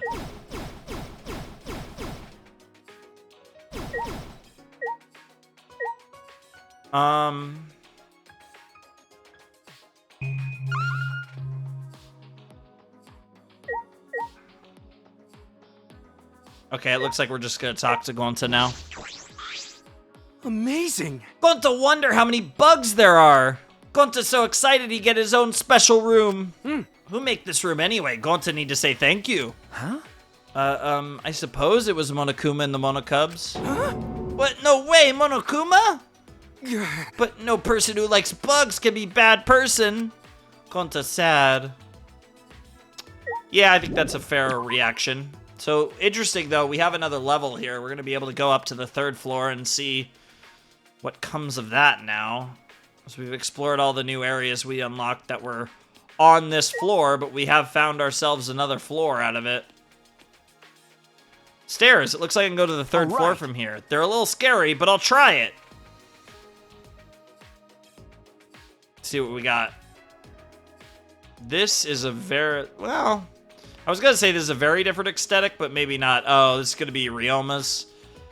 Interesting, because he's more or less... I wouldn't say rejected, but he's more or less turned his back on tennis. Looks at this door, this must be an ultimate research lab. Based on the design, this might be the ultimate tennis pros lab. What'd be in here? Probably rackets and training equipment. It'd be cool if they had an actual, like, little, like a court. If it was big enough for a court. Maybe that leans into the wall. Oh, well, yeah, it does. Makes sense. Entire indoor tennis court. This is impressive. Yes, it is, actually.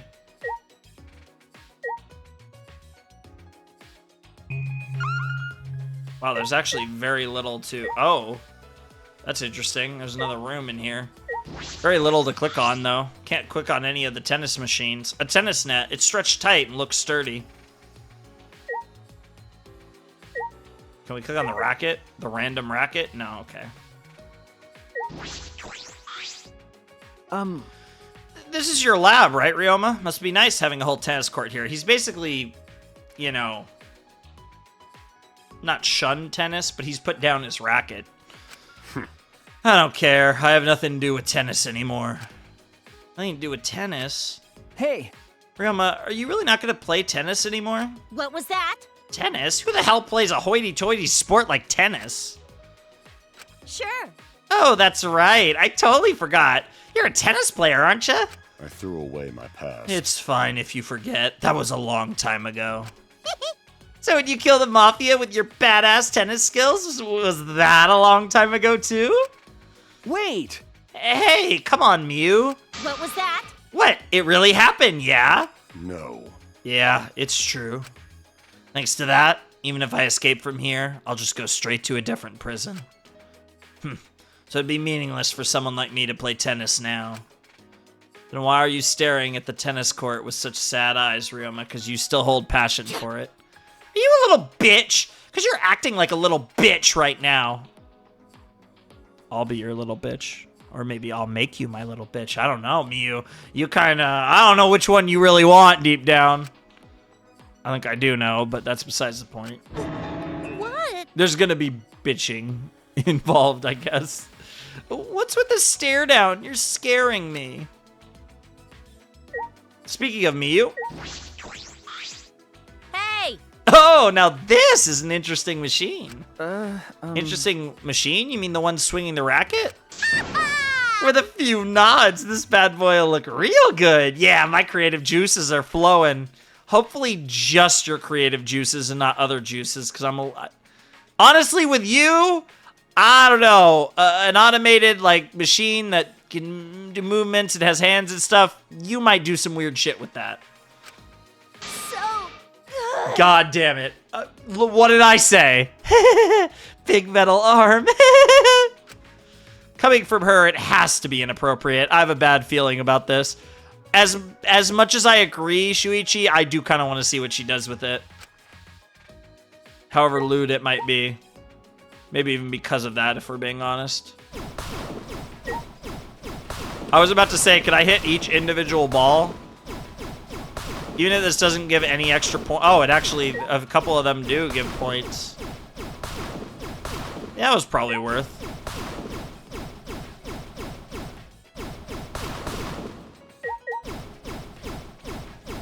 Oh, damn, we can't hit the balls there on the other side of the net. That's unfortunate. Bro. There we go. I was going to say, that's actually really hard to do. I guess let's see what the shower room looks like if we can go in. Is there a closet or something in the back? Oh. There's a shower room in the back. A shower room? Why don't you boys go in and give each other a good scrub down?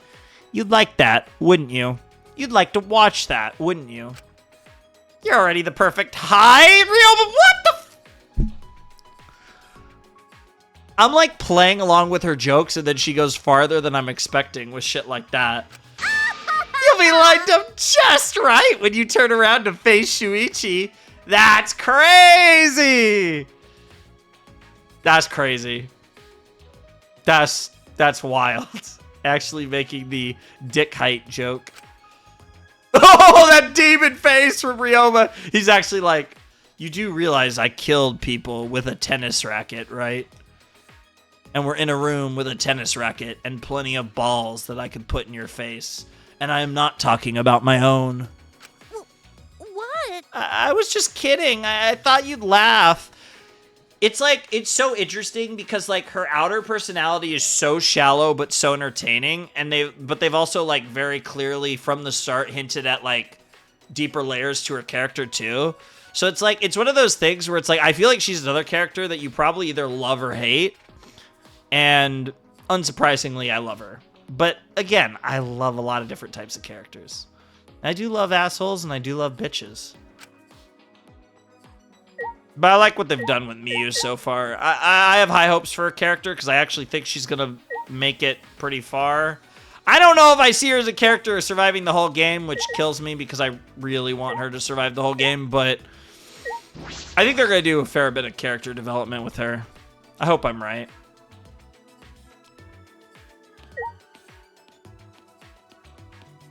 Let's see what else we can find. Okay, another one of these, except this time we have like something undercover, something under wraps that we can't see yet.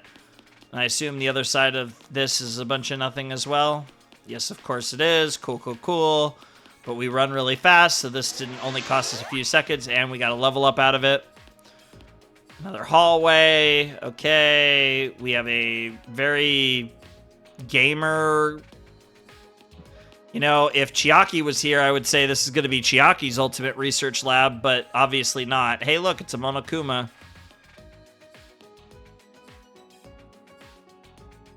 Come on. Do I have to get closer?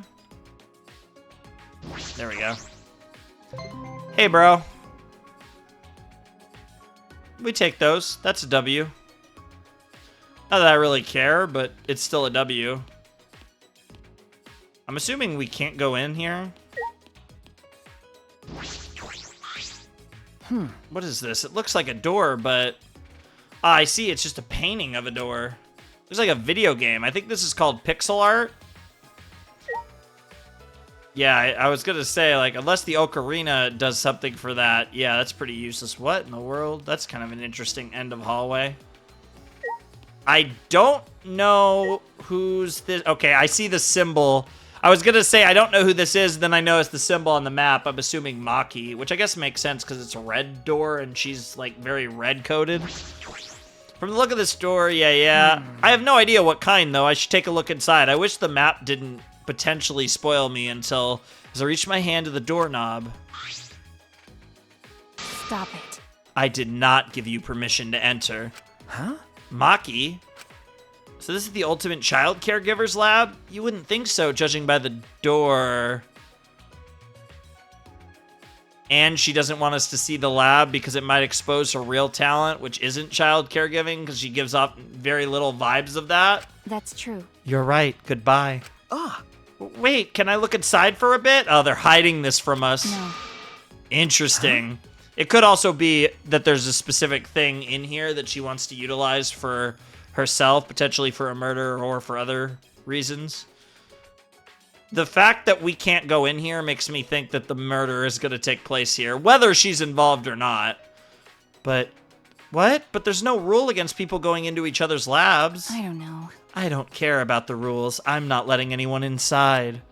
Huh? What's going on? Hey! What's going on? You guys aren't in the middle of a tiff now, are you?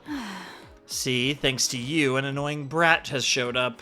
Because? You hear that, Shuichi? An annoying brat has showed up, all because of you! Okay. Yeah. So? What's up? You don't want anyone to enter your lab, Maki?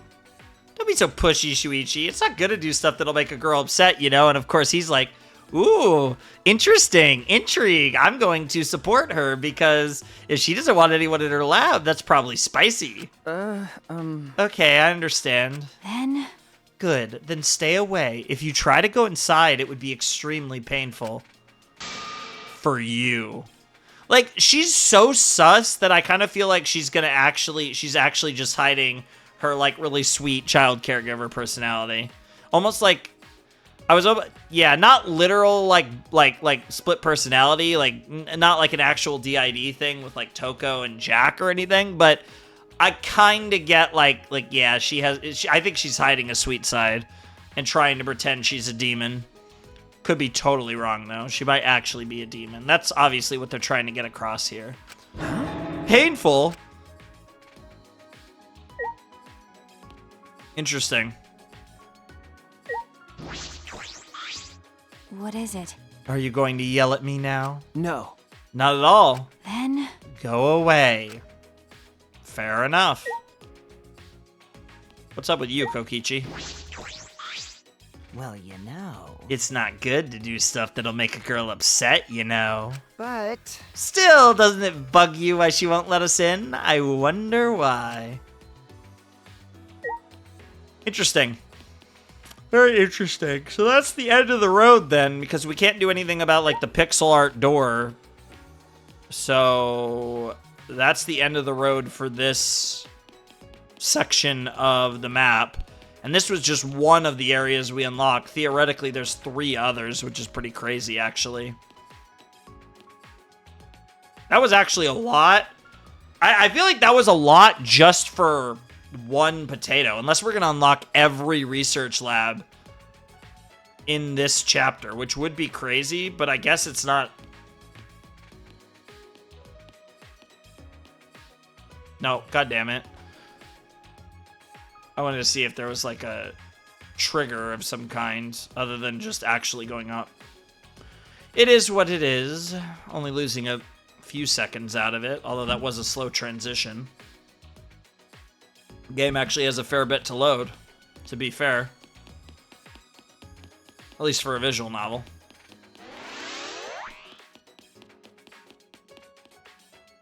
We did just double check and make sure we did actually check everything.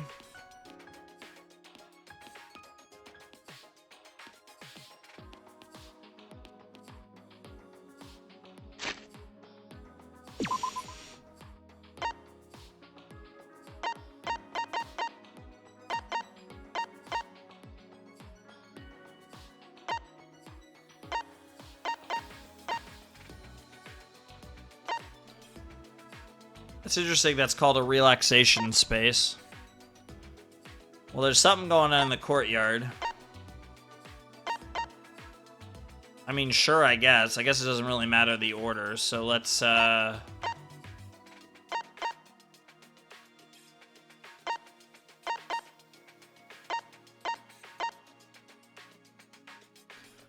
are we not allowed... Oh, I guess because we're in the school building, we're not allowed to fast travel to spots that are not in the school building. Okay, fair enough. I assume this is going to be the other one that I know about then. Yeah, it's over there. Because, yeah, this door yeah. Like I thought. Oh, you came here after all. It's plain to see the strange thing here. It's just plain strange. So is it plain or strange? Wow. Because, yeah, there's this door, which I'm actually assuming is going to be endgame. Door we teased from the beginning. But, yeah, obviously the final ancient passport is about to come into play. My magic is reacting. Huh? Your magic? There's something around here. There's no mistake. Mm-hmm.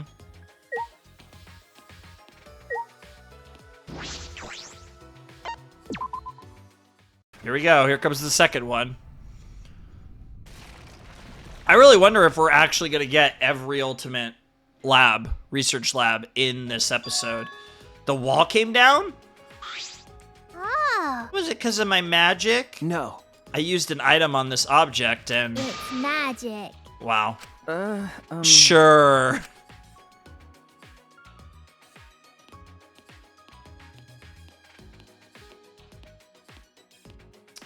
Well, why... What the fuck? Why is there strawberries? I mean, I'm assuming this is the ultimate magician, ultimate mage research lab, but why is the middle of the magic seal a strawberry? Is it because she's got red hair? What the hell is that about? This door is... Yeah. From the look of it, I guess the ultimate magician's lab. Yes, that is the most likely. Yep. Very cool. That's true. As I suspected, it's full of stuff related to magic tricks. Whose research lab is this? If it's supposed to be mine, then there should be magical items. Hey. Right? Right. Why are you asking me?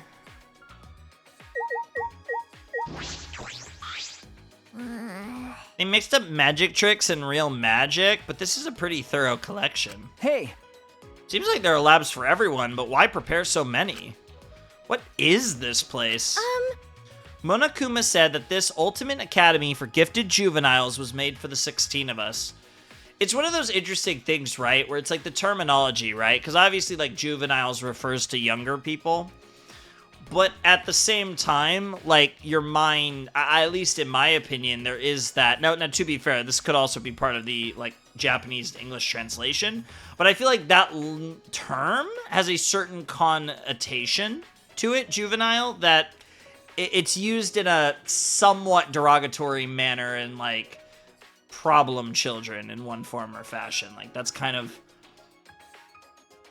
Because it's a juvenile act, right? It's an immature act. So,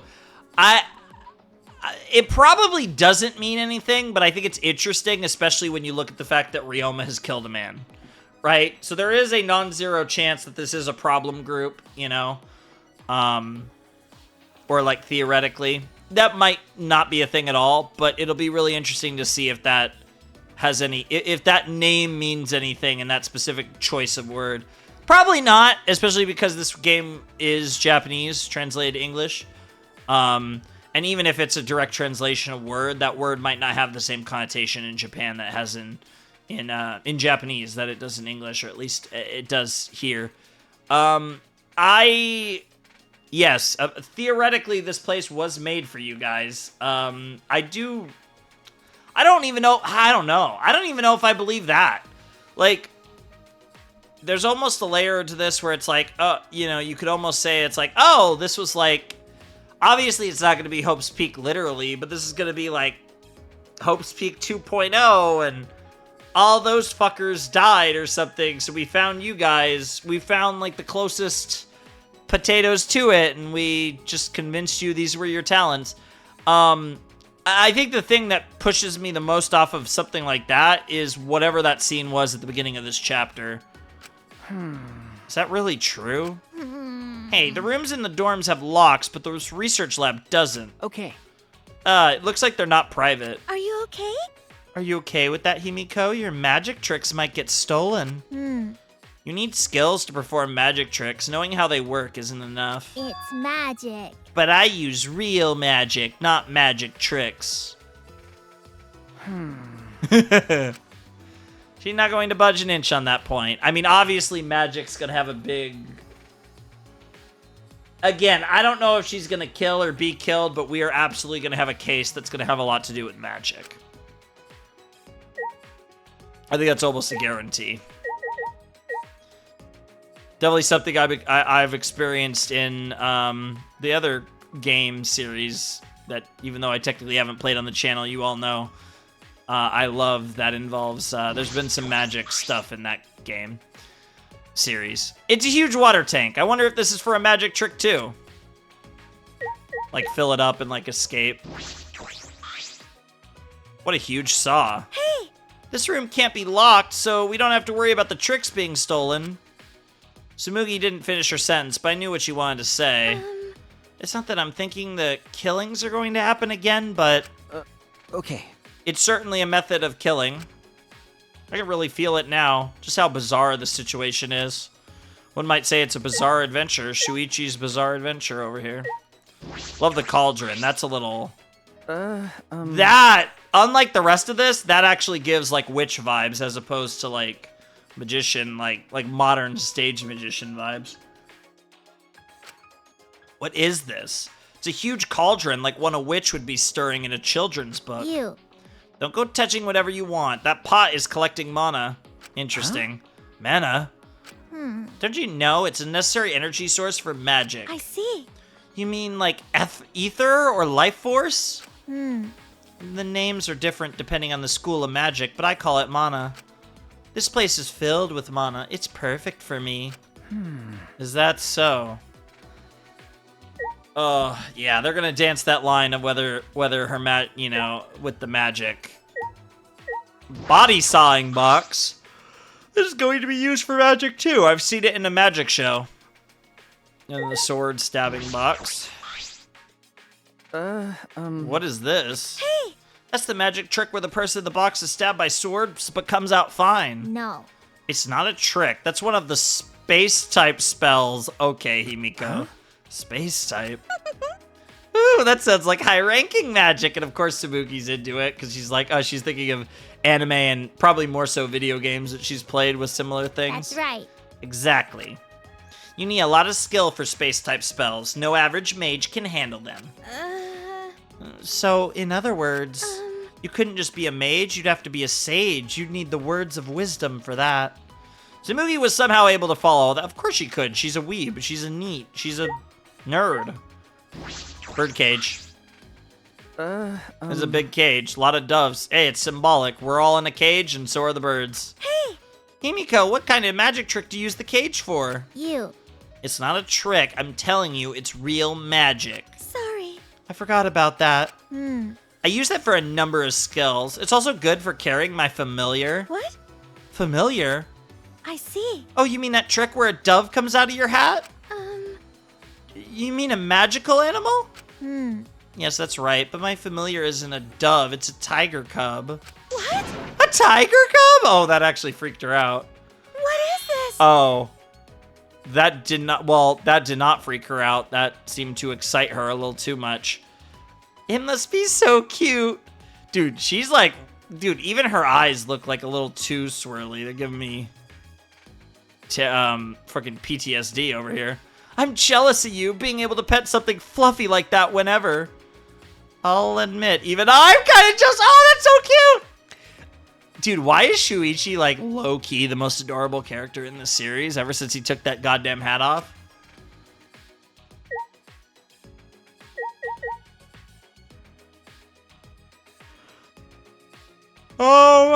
I think we've clicked everything. There was actually a lot to click, except for we haven't clicked, oh, the guillotine. Okay, that was kind of hiding back there. This is a guillotine, right? No, it's just for a magic trip, but it still kind of creeps me out. Yeah, I could definitely see a murder in this room. There's a lot of ways to do so. To think there was a room like this beyond that wall. But I wonder why they went out of their way to hide it, though. Miyu and Kaede's research labs were open from the start. You're right. Yeah, it's almost like the specific methods to set about the events of Chapter 1 were available to us, and now we're opening the stage for everything else. Very interesting. sorry. It's probably better to not bring up Kaede just yet, huh? No. No, it's fine. I'm okay. I see. Well, that's a relief. I was just plain worried. I don't know how just yet, but like Kaede said, let's survive and escape this place no matter what. Tsumugi is cute, and all things considered relatively optimistic, I would say. Oh,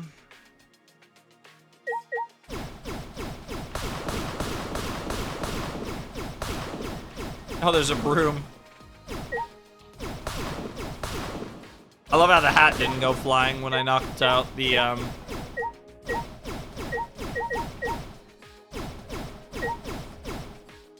There's actually not as much stuff, for as much stuff as in this room as there is, there's not a ton of stuff that I can destroy. Cool room, though. Cool ultimate research lab. The cauldron's a really nice touch for ambiance and aesthetic, and maybe more. Who knows?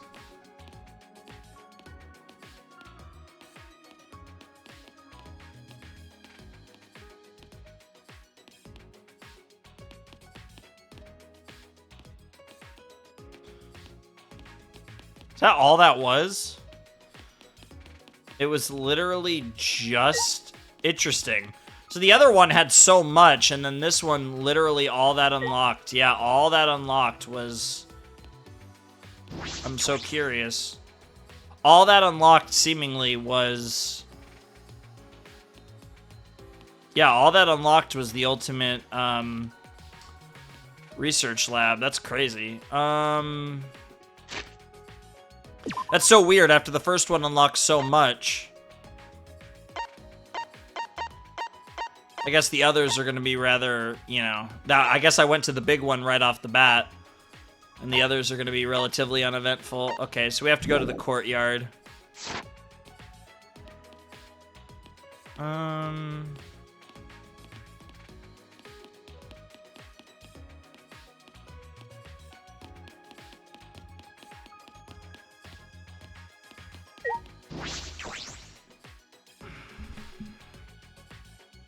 See what's next.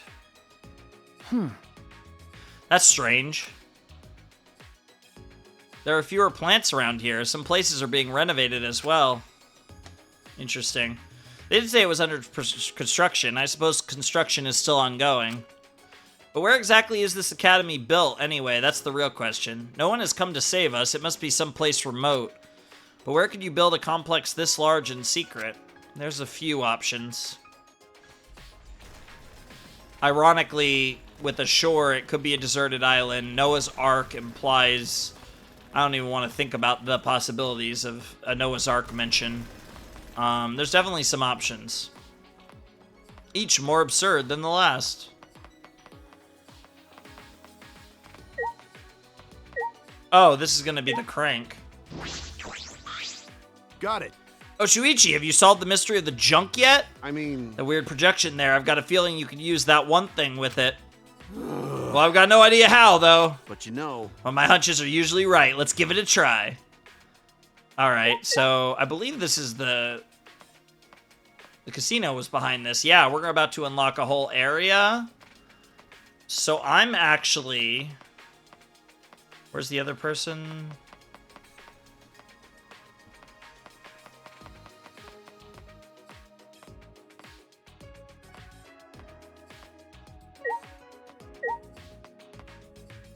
I wonder if this is the ocarina. Like, this is gonna unlock. So I'm actually gonna save that for last because I think I think the casino and all that is going to be another big area like the first one we explored, whereas this one looks like a... Yeah, this is apparently going to be like a... Who would this even be for if we're about to unlock like an aquarium? Who... Like, unironically, who could the aquarium even be for? No, probably not. No. I guess it could be for Rantaro, because we don't know his. No.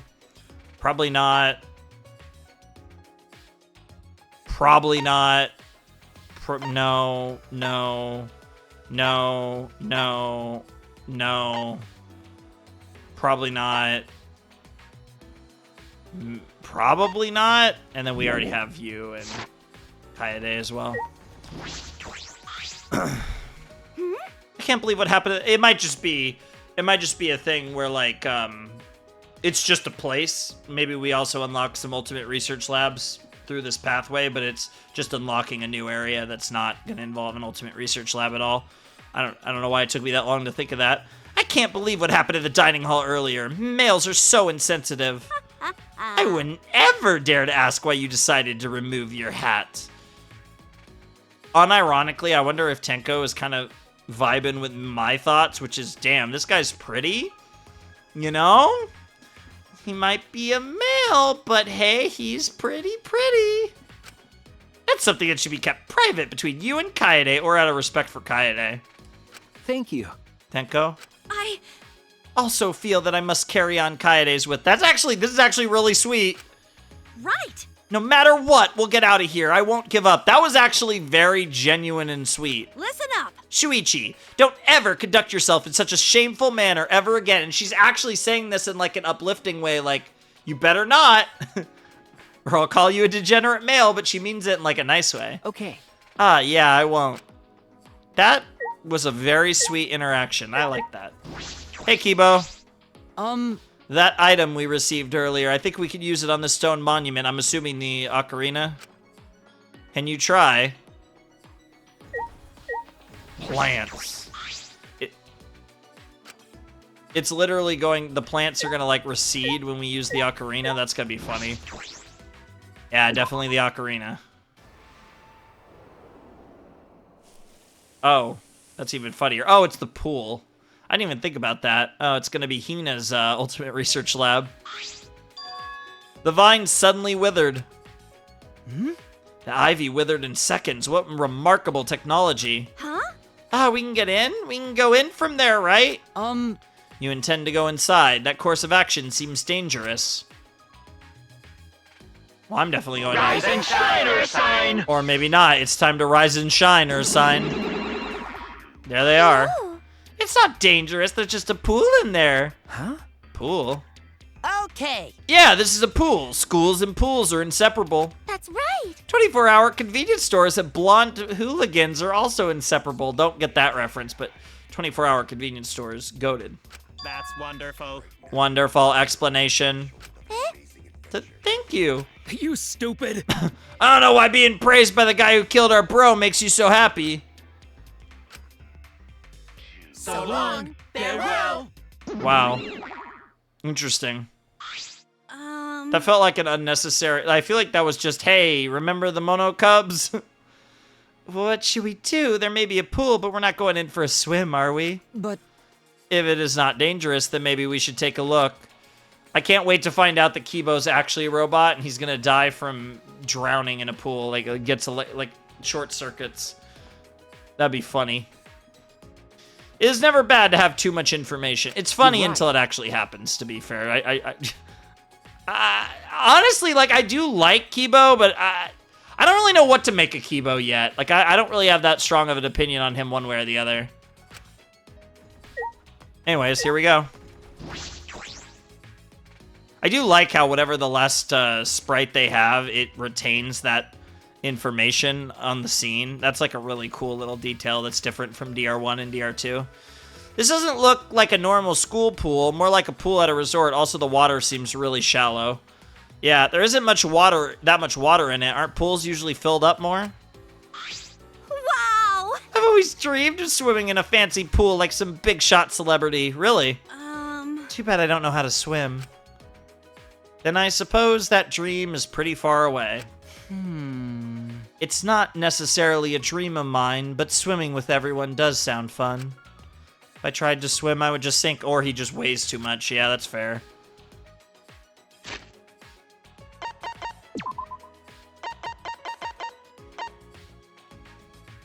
I mean, I guess 200 pounds is quite a bit for 5'3", especially in Japan. Like, yeah, he supposedly weighs nearly as much as Gonta. And I assume Gonta's the biggest, highest weight character in the game.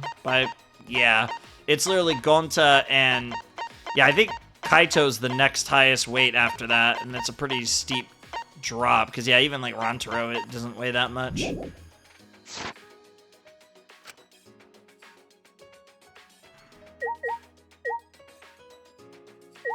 That's a crazy diving board. It's a large diving board. This is also something you would find at a resort. Sure. Pool rules. Swimming is prohibited during nighttime. Do not die from a leg cramp. Do not die from slipping. Do not die from choking on your food. So really, there's only one rule. So swimming is prohibited at nighttime. Rise and shine, or I'm learning an explanation on that, huh? No late night dips. That's right. No one's allowed to swim during nighttime. Actually... It'd be terrible if someone died due to an unfortunate nighttime swimming accident. And that's that. We need yous to die in the killing game. So... You can visit the pool at nighttime, but even touching the water is against the rules. Oh, I guess I'll add it to the existing regulations just in case. Wow, we're actually putting it in the regulations, huh?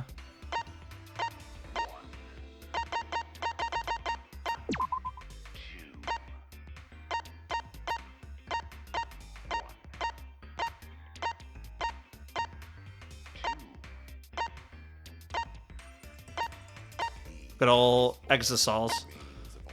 Swimming is prohibited in the pool during nighttime. Touching the water is also against the school rules. That's a very interesting one. Anyway, why is the pool's water level so low? It's barely enough to swim. What are you saying? The hell are you saying? You got gaping holes instead of eyes or something? That's right. There's enough water to swim. It only looks shallow because the pool is so deep. Jesus. And someone would be more likely to drown if we filled it all up all the way. And that's that. Interesting. They put a lot of thought into some strange things. Yes, they did. Wonderful. Wonderful explanation, everyone. Really? Oh, I'm so happy to hear you say that. Oh, dude. Loki, Monophony, and Monodam might be doing some weird stuff. All of a sudden, Monophony is all of a sudden really into Monodam. Either that or she's sucking up to him because she's scared of him, but... You stupid. You forget that he killed Monokid? You should hate his guts. Screw Monokid. I always hated him. Damn, the factions are emerging. Okay. He was violent, vulgar, rude to shop clerks, and had a soft spot for abandoned kitties. Hey. Why'd that sound like praise near the end? So long. Farewell. Farewell to you four as well. Anyway, no swimming at nighttime. That's okay. I wasn't planning on swimming. There are also some specifications written here. The pool is 82 feet in length and is 39 feet wide. Okay. Pool side is 13 feet on each end, and the left and right sides are 8 feet each.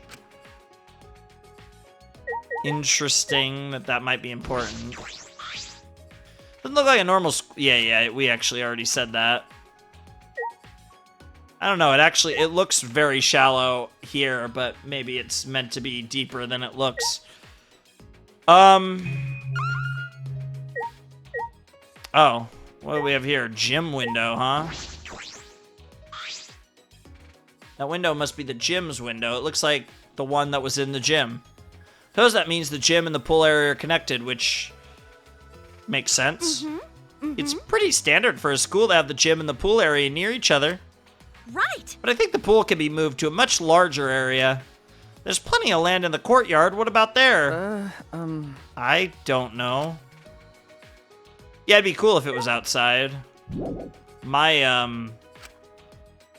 Still something bothering me. Okay, so there's something else.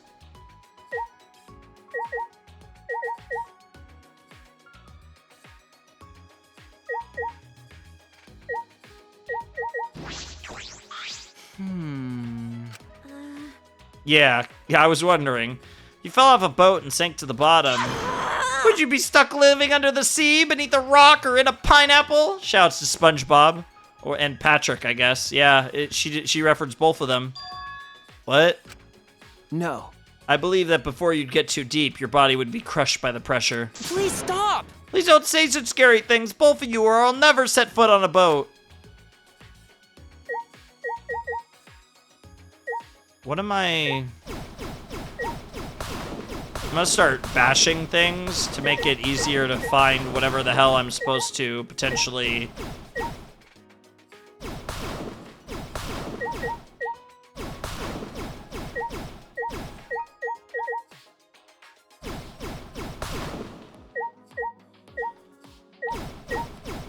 I guess the pool entrance would be where we leave. Well, oh, it's the storage room door. I'm an idiot. All the more reason to bash away, though, because we have...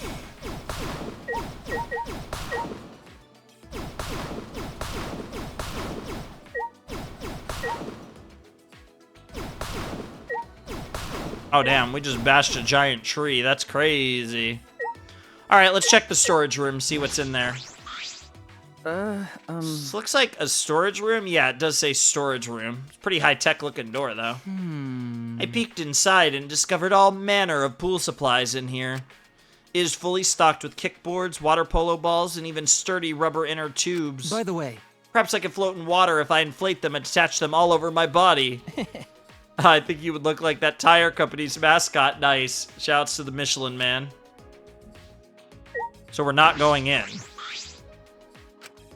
Interesting. So we don't even need to see it, huh? Okay, that's not the thing, though. There's still something else. It's not going to be the monitor. It's not going to be the rules sign.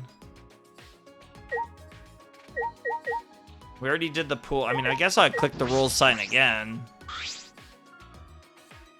Yeah, we already know.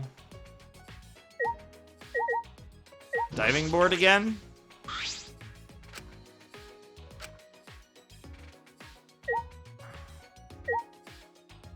Just to the storage room. The pool itself? Yeah? Do we need to talk to Tenko again? Or... Listen up. There's a fancy pool here, then there must be swimsuits here too. Huh? Are you positive? Yes. Of course, there'd be no point having this pool here otherwise. Well... I suppose that's true, but... So where are the swimsuits? I only saw extra school uniforms back at the dorm. That's true, all the closets seem to contain his spare uniforms. If there were any swimsuits, I suppose they'd be in the warehouse. How scandalous! They're in a place that degenerate males have easy access to? I don't really think that's a problem. Oh, I get it. You're the worst of the worst! Degenerates only care about used swimsuits or ones that girls are wearing, don't they? If that's the case, then the swimsuits in the warehouse are definitely safe. Oh, I don't even know what to say to that. Yeah, I'm with you, Shuichi. That had to be it. What the hell? Oh, bro! Wait, can I farm? No, I can't farm coins when I do that. That's actually really cool that you can just respawn all the things you destroyed. The hell am I supposed to click? Something way up here? Oh my god, it really is the school building window. That's what I missed. I remember all the windows being sealed off, but this window in particular looks like a normal window. What room does it belong to? Anyone could peep through that window! Huh? Peep? Who would do that? I heard degenerate males get more turned on by girls in swimsuits than by girls who are naked. Yeah, I think some people do find there to be more of a thrill to, like, you know, like, it's almost like you leave something to the imagination, right? So I that one actually isn't that crazy for her to say. And they go bonkers over the bloomers we wear over our panties that we wear over our private... What are you talking about? degenerate male! What are girls supposed to do against the filthy desires of degenerate males? Apparently Neo Aikido. No. I think you may be overreacting a little. I think it depends to some extent, but... Oh, Kibo, are you a degenerate male or a girl? Which is it? Good question. I've honestly never thought about it before. Huh? Really? How interesting. I suppose I did just assume he was a he, but Kibo is a robot, so interesting. Interesting that came up at all. That actually was a... Yeah, I mean, it's an interesting thought. I mean, like, in theory, he wouldn't have a gender. Feels more male-coded, but... Yeah, it is kind of interesting to think about. Okay, now let's do the crank. The hexagonal crank. Virtual... no, it's verti... I don't even know what the fuck those letters were supposed to be.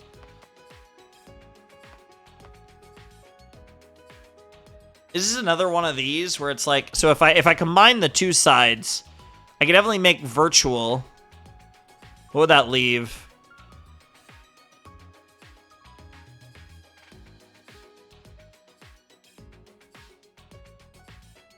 I don't know.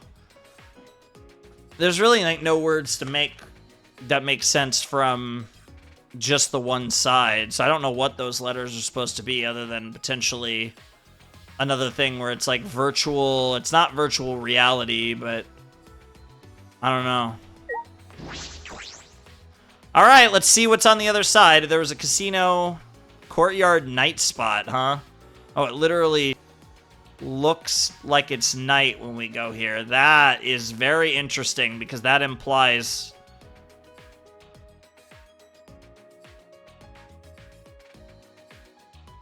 Just wanted to double check. That implies that we're seeing that there's like some like light effect. That implies that, yeah, this is a fake sky, which isn't that surprising. But yeah, that implies that, yeah, this, whatever this is some like projection or some like, you know, virtual reality potentially. I mean, like, it's weird because we've already done that, so it's hard. I don't know. But like, that does seem to imply that that's probably a fake sky. Doesn't really give us anything, though. Is that literally like a... So we have a love hotel and a casino. I don't know which one I want to check first. I actually think the casino is more interesting. Ooh, I don't know. Love hotel might be funnier. $25 for 2 guests, 2 hours until midnight. And the overnight is $45. 9 p.m. to 11 the next day, or after 3 a.m. Guests could stay until 2 p.m. Interesting. Say animal hotel? Interesting. What is this building? I'm not sure I like the implication. Oh, it's definitely meant to be a love hotel. 100%. Love suite. I mean, it's even called a love suite. So we actually can't go in. And it's just there. Interesting. Implication's pretty clear. So that's just there, but like, there is a little like pink dot, like a pink thing. So it's like, the implication obviously is that we're supposed to go in eventually. Interesting. At first I was like, oh, did they just design that to kind of fit the vibe? But no, there is a little pink thing there, so that does imply we're going in there at some point. Alright, let's see what this casino looks like. If there's actual gambling in this... Yo, the music! Yo, the remix of Danganronpa Vegas is a crazy... That's an awesome... Wait a minute, why is there chips? Why do I have chips on my screen? Oh no. Oh no, there's few things I love more than video game gambling. Don't, you know, I would generally recommend not to gamble in general. But I do love playing like poker in like, or like the card games in open world games. So they have like a dice game or a card game. I love that stuff. I could do that stuff for hours. So this place is dangerous just for this Let's Play making this Let's Play longer if there's actual mini games to play. What is this place? Is this like a casino? Is this like a casino? By the way, casino, welcome. Yeah, I wonder. Rise and shine or sign. Aw, I do love this theme, but I wanted to hear more of Dangan Vegas. Why, hello, bear. This place is not like a casino. It is a casino. Okay. Yeah, this place is a casino. You can earn lots of mono coins and exchange them for fabulous prizes. Hell yeah. Woohoo! Yep, you sure can. That was wonderfully amateurish, Monodam. It had a flavor not even Father could match. That's right. In a sense, you've surpassed Daddy. Okay. Which makes you a grandpa, Monodam. Grandpa Monodam. So long, farewell. I love that was the entirety of the explanation. A casino? Why is a casino in a place like this? Welcome. At the casino, you can use special coins to play various games. Casino coins. You can exchange mono coins for coins at the cashier. Once you examine them, once you exchange them, they can't be exchanged back. So know what you're doing. By now, you should be able to see how many coins you have. The coins you've saved up can be exchanged for fabulous prizes at the prize exchange counter. We're always getting new prizes in, so look forward to that. Interesting. There are games for you to try in the basement. Go ahead. Let's play. Interesting.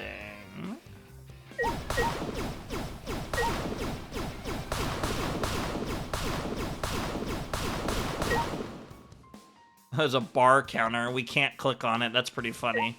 Premium and exchange counter, huh? Crystal bangle. Ultimate Academy bracelet.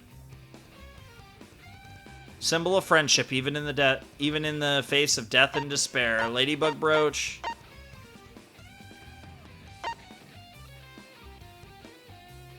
Hamono Jimbe. Book of the Blackened. A book of criminal offenses that contains records of the cruelest, most atrocious murders committed by humans. Many of these cases weren't released to the public. That's crazy. Stainless tray. Circular silver tray that shines like a mirror is befitting of a maid. Tennis ball set. Teddy bear. That's interesting. That's not black and white.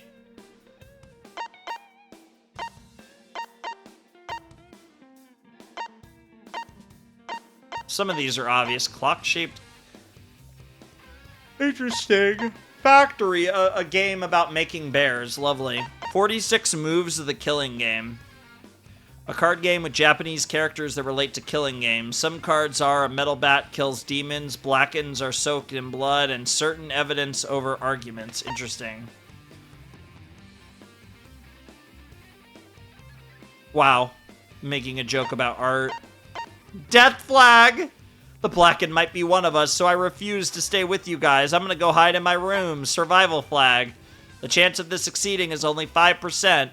No one has ever made it out alive before, but this is my last chance to survive it. It's 777. It's lucky 777s, huh? Dangan Werewolf, a party game of hope and despair. Draw cards and become the characters to start deducing and debating. Now on sale. Key of Love. That looks like Monami's web. Jesus Christ, 10,000 coins. A key to a certain place filled with greed and lust. You could give it away, but something good might happen if you keep it. I think that's the first one that's... so this one is, they're very heavily saying, hey, you get a special scene if you get this. And you could get skills through the... Interesting.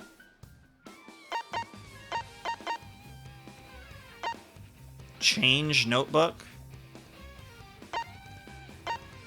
True Blue. Cosmic Violet. And then all the other characters. Oh, wait. What do we got? Flash Magenta. I don't know if I want my brain tickled. Rhythmical Pink. These actually cost quite a bit, too. Truth Cylinder Blue. Huh. Exisol Pink. That's pretty cool. Interesting. Just collectibles, I guess. Because, yeah, the notebook, I don't really care about that. I don't really care about the aesthetic of the notebook. I don't see myself wasting coins like this. I'm curious why this is 10,019. I wonder if there's a significance to that. That's a very random number for the Miyu one. Very interesting stuff. I will try to get the Key of Love, I guess. I don't know if there's anything else. Some of these are funny. Like the Death Flag and the Survival Flag seem really cool. Also, 46 moves of the Killing Game is 460 coins. Like, some of these are funny, the amount that they cost. We'll have to see how hard it is to get coins. Very interesting. This is going to be to exchange Mono coins for the chips, I guess. The Mono chips, for lack of a better term.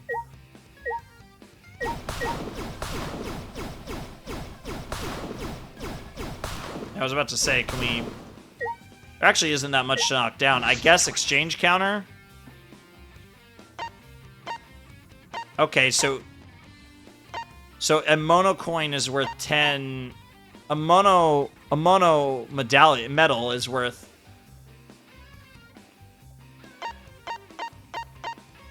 Yeah, the Mono coins, casino coins. I'm gonna call the casino coins chips.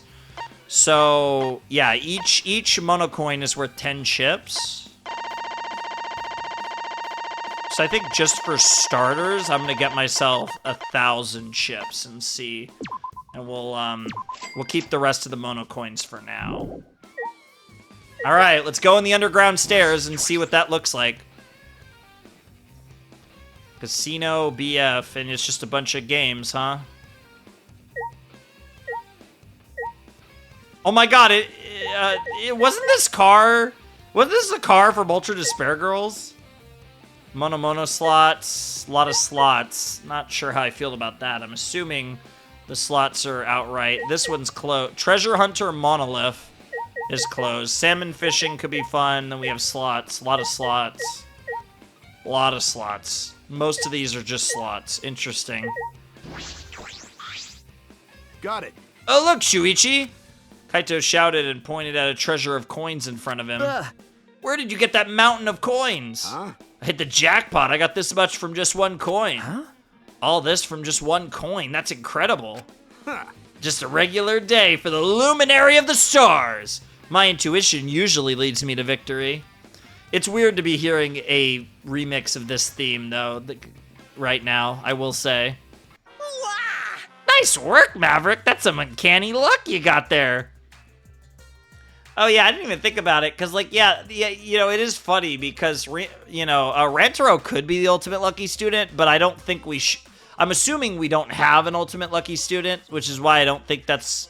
Because this isn't Hope's Peak, it's a different deal, theoretically. Whoa! Don't just jump out like that. My bad, I was lured here by your lucky streak. Nice haul you got there. You can cash in those coins for something really splendid. What character is he playing? Well. They're only good here, though. But if you earn more, you could reach the best treasure in this place. Huh. Hearing that, there's no going back for me. Huh? But you could trade in what you already have right now. Come on, man. What are you saying? If I don't meet his challenge, I'm not a true man. Besides, there's no way my intuition as Luminary of the Stars can be wrong. That's nice. That's it, Maverick. You the man, and yeah, bro's gonna lose it all. Tale as old as time. And thus began the sad tale of Kaito's downfall. Love it. Love it. That's great. What? Ah, damn it, not again. Well. What's wrong, Maverick? You're down to half your coins. Wouldn't it be best to walk away now? Shut up! It's just half. I'm gonna get everything back. Just you watch me. Down, down, down the rabbit hole Kaito goes. Kaito inserted one coin after another, but a win never came. Love it. Damn. This is my last coin. Let's go. This is where I'm gonna have my dramatic comeback. Just you watch. Kaito slid his last coin into the slot and with a determined stare pulled the lever. Ah! Right here! My voice is starting to get a little Danganronpa after a couple hours. I'm still gonna go for a little while, obviously, but I don't know where I'm gonna stop, and I do want to record something else tonight. Well, Has Been Hotel action that just came out. So I don't want to overdo it. That is a wild face. Too bad. Your intuition was totally wrong, Kaito. Man, I'm glad I built this casino. Watching suckers lose everything is hilarious. Honestly, a casino makes perfect sense for MonoKubs. MonoKubs would appreciate a good casino. That is an insane face. Damn. Damn it, I was set up. If only I'd stopped while I was ahead. That's what so many gamblers say. You do hear that a lot from people who have gambled everything away. Yeah, you have to be very... Yeah, there's a whole, like, mindset to gambling that very few people can... Like, a lot of people just can't approach it the logical way to approach it, which is you put in a certain amount of money, you're going to have fun, enjoy yourself, it's your entertainment. If you make money, that's fun. If you lose it, even if you want to just keep going until you lose it, that's fine. But then you just don't double down. You say, like, this is how much money I'm spending for however much entertainment, you know, and you just accept that, and then, like, it really doesn't matter, because it's like you either lose that money that you spent on your entertainment, or you make money, and then that's great. And that's, like, really the best way to approach, like, in-person gambling. But obviously, as somebody who's a huge sports fan, sports gambling has become an absolute nightmare nowadays, and it's a whole thing, and just the ease of access is a problem. But as far as physical gambling goes, that's a whole nother beast. They think they can win just a little bit more and end up destroying themselves. Yes, there is a good message here. Don't screw around. I'm gonna quit gambling forever. You can bet on that. That is also typically what those people say. Yeah. Very interesting. Damn it. So I guess we're gonna try all the games, I guess. See what the salmon fishing is like. It's a game where you fish for salmon. Maybe I'll try this one. Salmon night. On this night, the salmon come left and right. Use your Monokuma eye to find them. Fish for the color Monokuma desires. In Monodam, a bonus, but beware the mines. That was quite poetic. How much does it cost? Oh.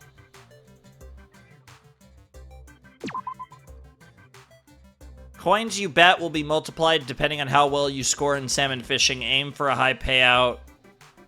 Aim for a high score for a big payout. Whoa.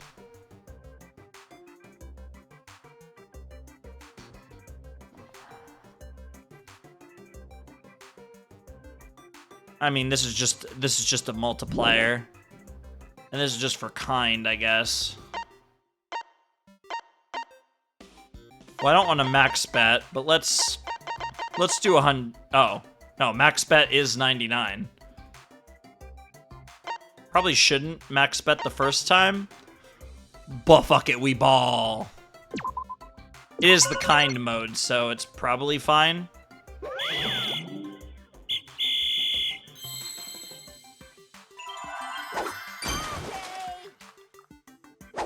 Uh-oh.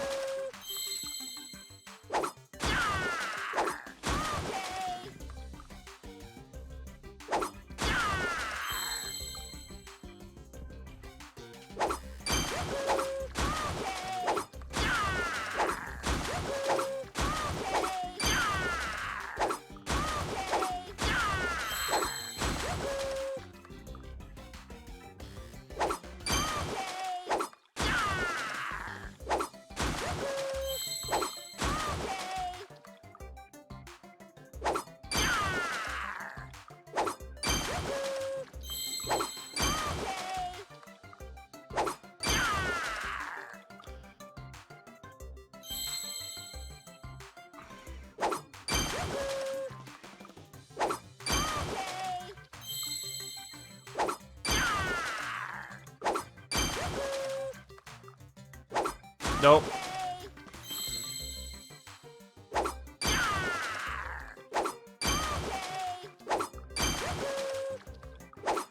Oh, messed that up. Yeah. I have no idea.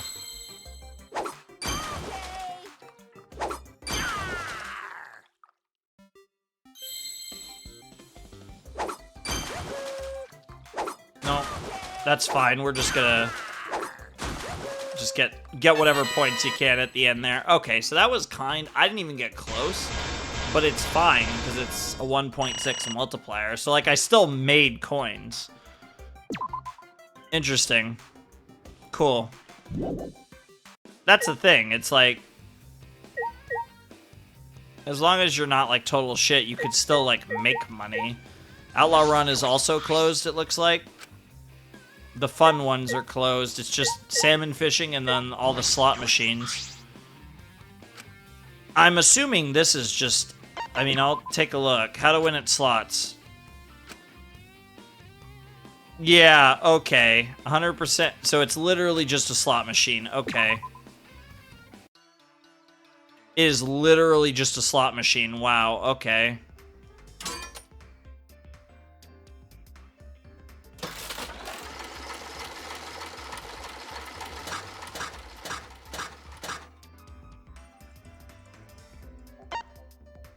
Match the pet. Okay, so 7s give you 1,000.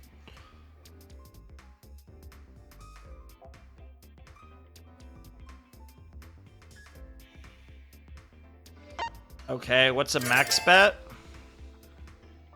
I guess it's 7 coins. You have that gives you every line combination.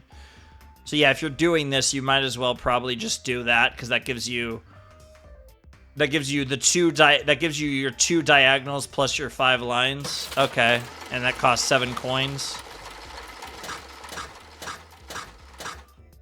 Nothing. I'll fire this off a few more times. I won't go under 1,000 coins though, because that's where we started. So I won't go under 1,000, like I said.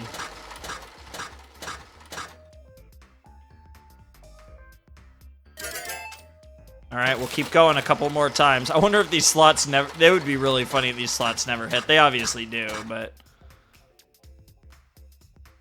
Yep. I'm just curious about the odds on these slots, too. It's getting interesting. Okay. So I got the 3, the 3 of the boy, and then the wilds. You know, the wilds are like jokers or whatever. They act for any combo. I know it's said, but I don't know. I'm not entirely sure what the scatter is. So like I said, I'm just going to keep going for a little while until we go down to 1,000 coins, and then I'll stop. Ooh, just missed the, with the 3 wilds there. Also just missed up top. Almost got one without a wild, which I think is worth more points. Which makes sense. Oh, damn. That was at all 5. Damn, we just cashed the fuck out. We just got one of the big ones. We got the biggest one except for the MonoKubs 7. Let's go. All right, well, I'm not going to go until I go down to 1,000 now, because we actually made some money, so I'm probably going to only go a few more times. You see, in real life, it's one thing, but, like, don't get me wrong, this is, like, a thing of all time. The fact that there's a slot machine in this is crazy, though. Like, that is actually just a wild freaking... Like, this is such a nothing minigame.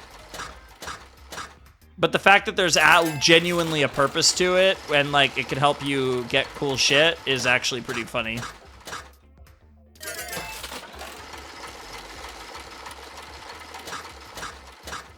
Oh, cash me out. Yeah, wonderful. Shouts to my boy Monodam. Wonderful. Oh, dude, Monodam, damn, bro. That's crazy. Well, I guess now I'm gonna keep going. Damn, bro. Bro. Bonus game? Yeah? Oh, I guess it just... My time to shine.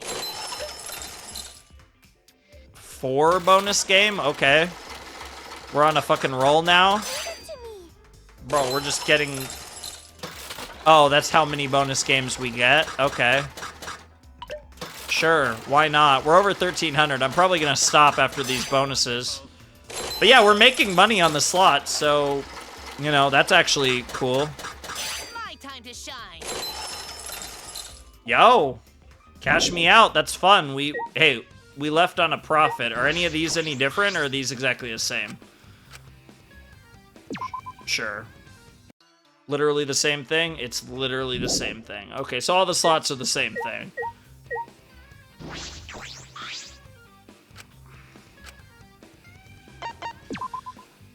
Yeah, I'm probably gonna maybe have to grind this at one point off camera to try and make some money to get the cool shit over there. And then obviously, yeah, we don't get to play Outlaw Run or Treasure Hunter Monolith yet.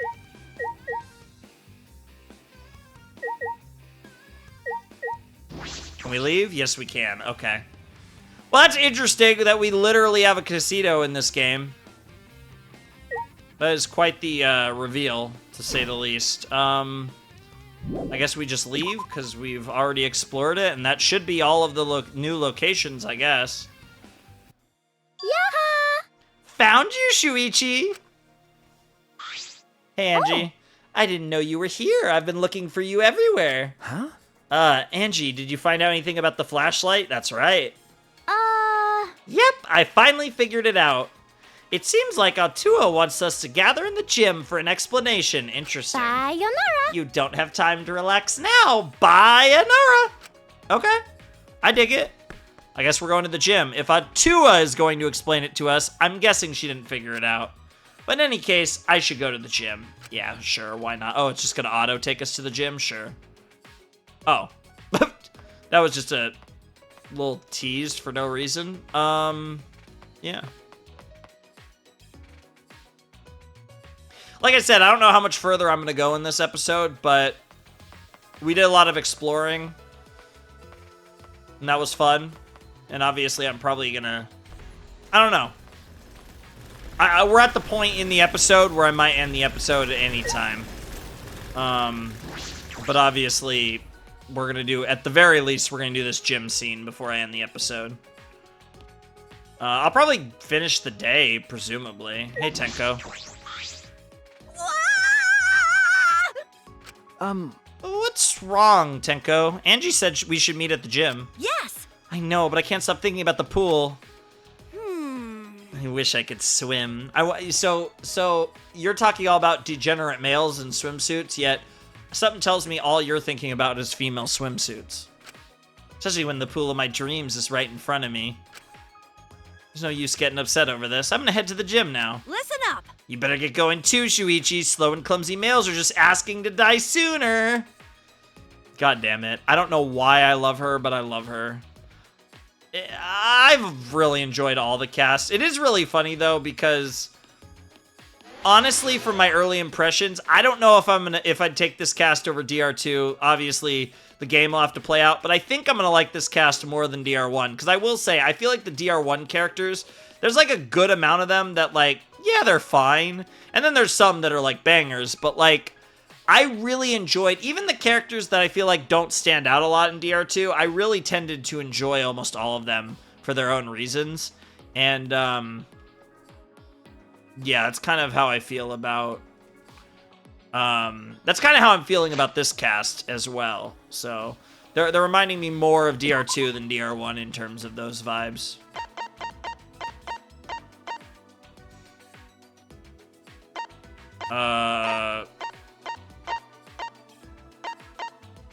Sure.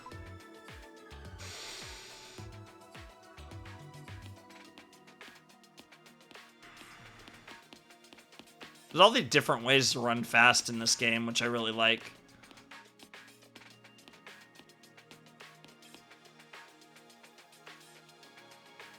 All the girls.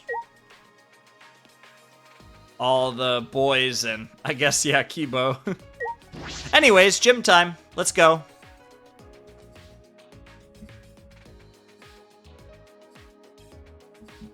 I'm very curious what this flashlight is gonna do. Everyone! I wonder if it's really gonna be like some hologram thing.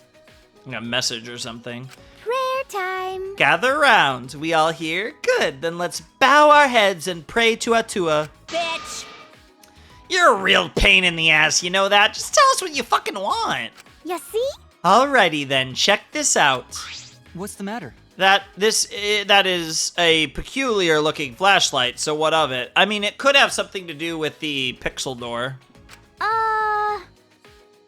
I don't know what it is either. I inspected it pretty good.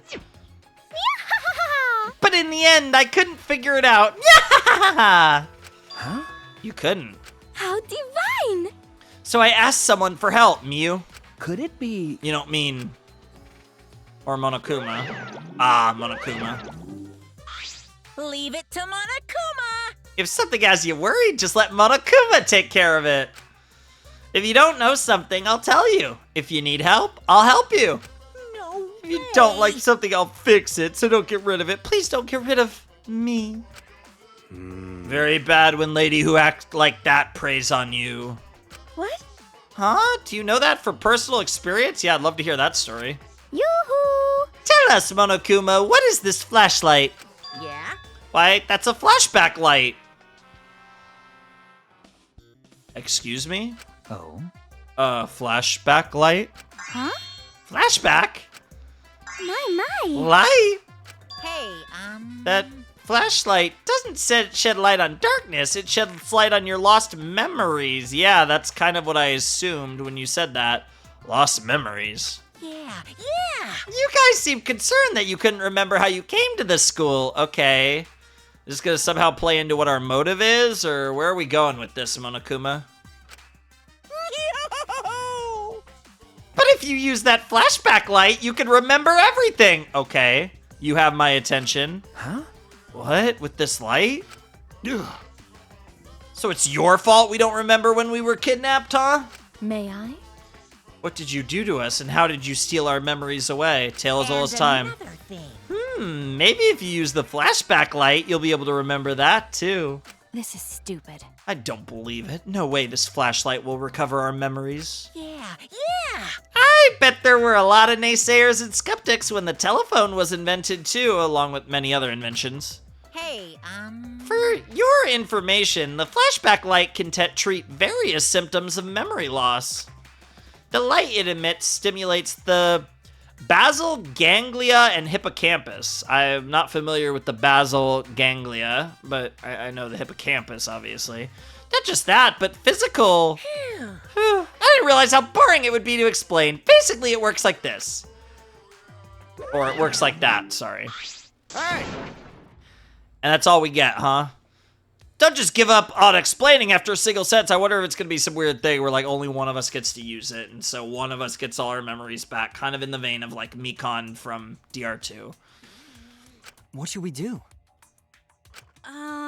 What should we do? You mean, should we or should we not use the flashlight? No. No way, I refuse. It reeks of fishiness. Yeah, the only reason somebody wouldn't do it is because they're like, well, what if it fucks me up and it's, like, not what he said it was? Yeah, Gonta no can believe flashlight can bring back memory. Well, there was a lot of, like, crazy flashing light nonsense in the prologue with our weird memory thing, so I don't know. Well, why not ask someone who knows machines? We've got the ultimate inventor right here. You're all a bunch of ultimate dumbasses. No fucking way that thing can treat amnesia. Then again, these aren't exactly normal circumstances. Well... So in such an uncanny environment as this, common sense has no place. I don't know about no place, but I get what you're saying, Kyo. Well, I mean, there are those neuralizer things, the flashy things from Men in Black. Wow, we just outright said it. Okay, Tsumugi. Well... Why are you talking about a movie? This is real life. I guess if it's a Western thing, they're just gonna come out and say it. I guess. You're right, sorry. I don't like that. I would like you in Men in Black cosplay, though. That would look cool, Tsumugi. I don't think we should do it. I'm scared it might cause some weird side effects, and this game's more fun like this anyways. Yeah, I'm worried how it will affect my magic. All of you. Has everyone spoken? If we're in accord, I will consent as well. We haven't. Then. What about you, Shuichi? You have not said anything. It would be crazy if we tried it and the rest didn't. Huh? What? All right. Then it's decided. Let's use it. What? Huh? Who decided that? We were all saying how dangerous it sounds. Jeez. You guys are way too cautious. I mean, I understand why. We're in such a weird situation after all. But you know... But we can't win by just running away all the time. What? Listen up. You want to win, you've got to be a little reckless sometimes. Yeah, I get where he's coming from. If we can't face this danger, there's no way we'll be able to defeat Monokuma. I have one little sip left of my water, too. Another sign that the episode is probably coming to an end here. Well, aren't you confident? But you've no idea how we're supposed to win, do you? Ah. Yeah, I've got no clue, but still. Let's do it. If you want to win, you got to make a stand somewhere or you'll never move forward. If we run away, our kids will grow up to be the kind of people who run away from things like this. Wow. I don't understand. Huh? What are you talking about? You know... If you still want to run away, then go ahead. I won't stop you or blame you. Okay. Fine, then let's go. What's wrong, everyone? Aren't we going? I'm staying. They were all inspired by Kaito. Now I'm worried for Kaito, because he's kind of becoming a bit of a rallier for this group. Listen up! Ever hearing that degenerate speech, running away would just frustrate me. Yeah, whatever it takes to get you there, Tenko. Go to also skay is what true gentlemen would probably do. 100%. I also agree with Kaito. Our defeat is 100% assured unless we stand up to this. That's how I feel deep inside. Just a whisper. You hear it in your ghost? I'm pretty sure robots don't have ghosts, though. Ghost in the Shell? That is not Reference, funny. I guess. I haven't actually seen any Ghost in the Shell. One day, I need to react to Ghost in the Shell. One day, unironically. That needs to be something I do on the channel. But, I'm assuming that was probably a Ghost in the Shell reference. I shall stay as well. I suspect I will be able to observe something most interesting. On your knees. If anything happens to me, y'all better beg my fans, the world, and humanity for forgiveness. Don't worry. They'll be begging me because I am a fan of you. I'm not the world, but I am a representation of the world and humanity in this context. Hey! So what are you going to do, Shuichi? Okay. Oh, I thought for a second we were going to get a choice. That would have been crazy. I'll stay behind, too, even if it was a fake choice. Got it. All right. Right? I'll stay, too. So what if it might cause some weird side effects? That's no big deal. It seems as if... It seems everyone agrees with Kaito. Very well, I shall follow suit, because, yeah, you damn near have no will of your own. Also reminds me of a DR2 character. Now it's decided. Hurry up and do it. Woohoo! And I'm going to turn it on. This is really interesting. Where's this going to go? Yeah. Please, we're just going to hit all of us with it? We're not going to test it? Nobody's going to be like a guinea pig, a volunteer? Click. What the hell is about to happen? The moment that Angie flicked on the light, the world warped. Okay, yeah. Oh, that's sick. Yeah. I mean, we did see something like this before. A lightning bolt in my mind shattered my consciousness like a shrapnel.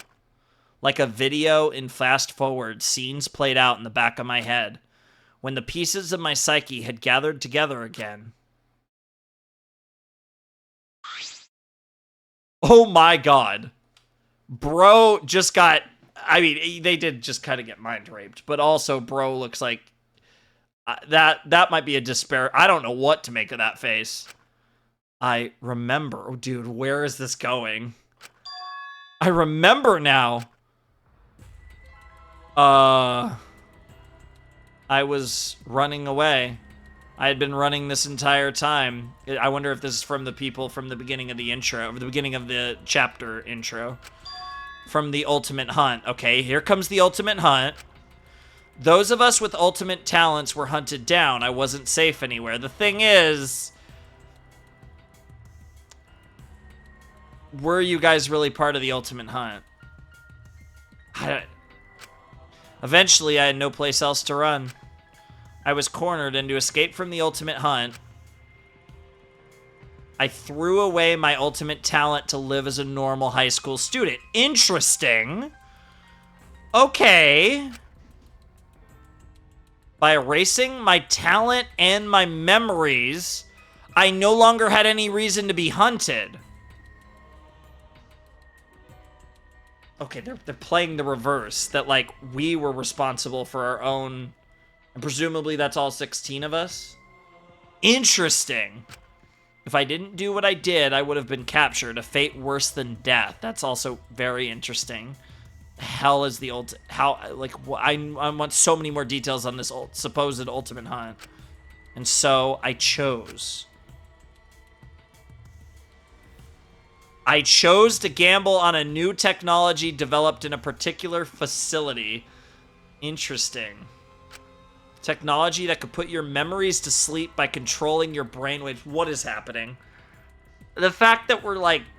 I love this too, because they're playing again into things that we've had in previous games, right? And like mind, memory alteration and, even the virtual world stuff. And like, we're like, hey, yeah, we're the ones, or at least in Shuichi's case, but probably in all of our cases, but at least in Shuichi's case, I purposely decided to essentially seal away my talent, and then Monokuma is like yeah, it's like, but again, and I'm sure that we're like getting at least part of the story. Like, I'm sure some of this is true, but we just don't have all the context.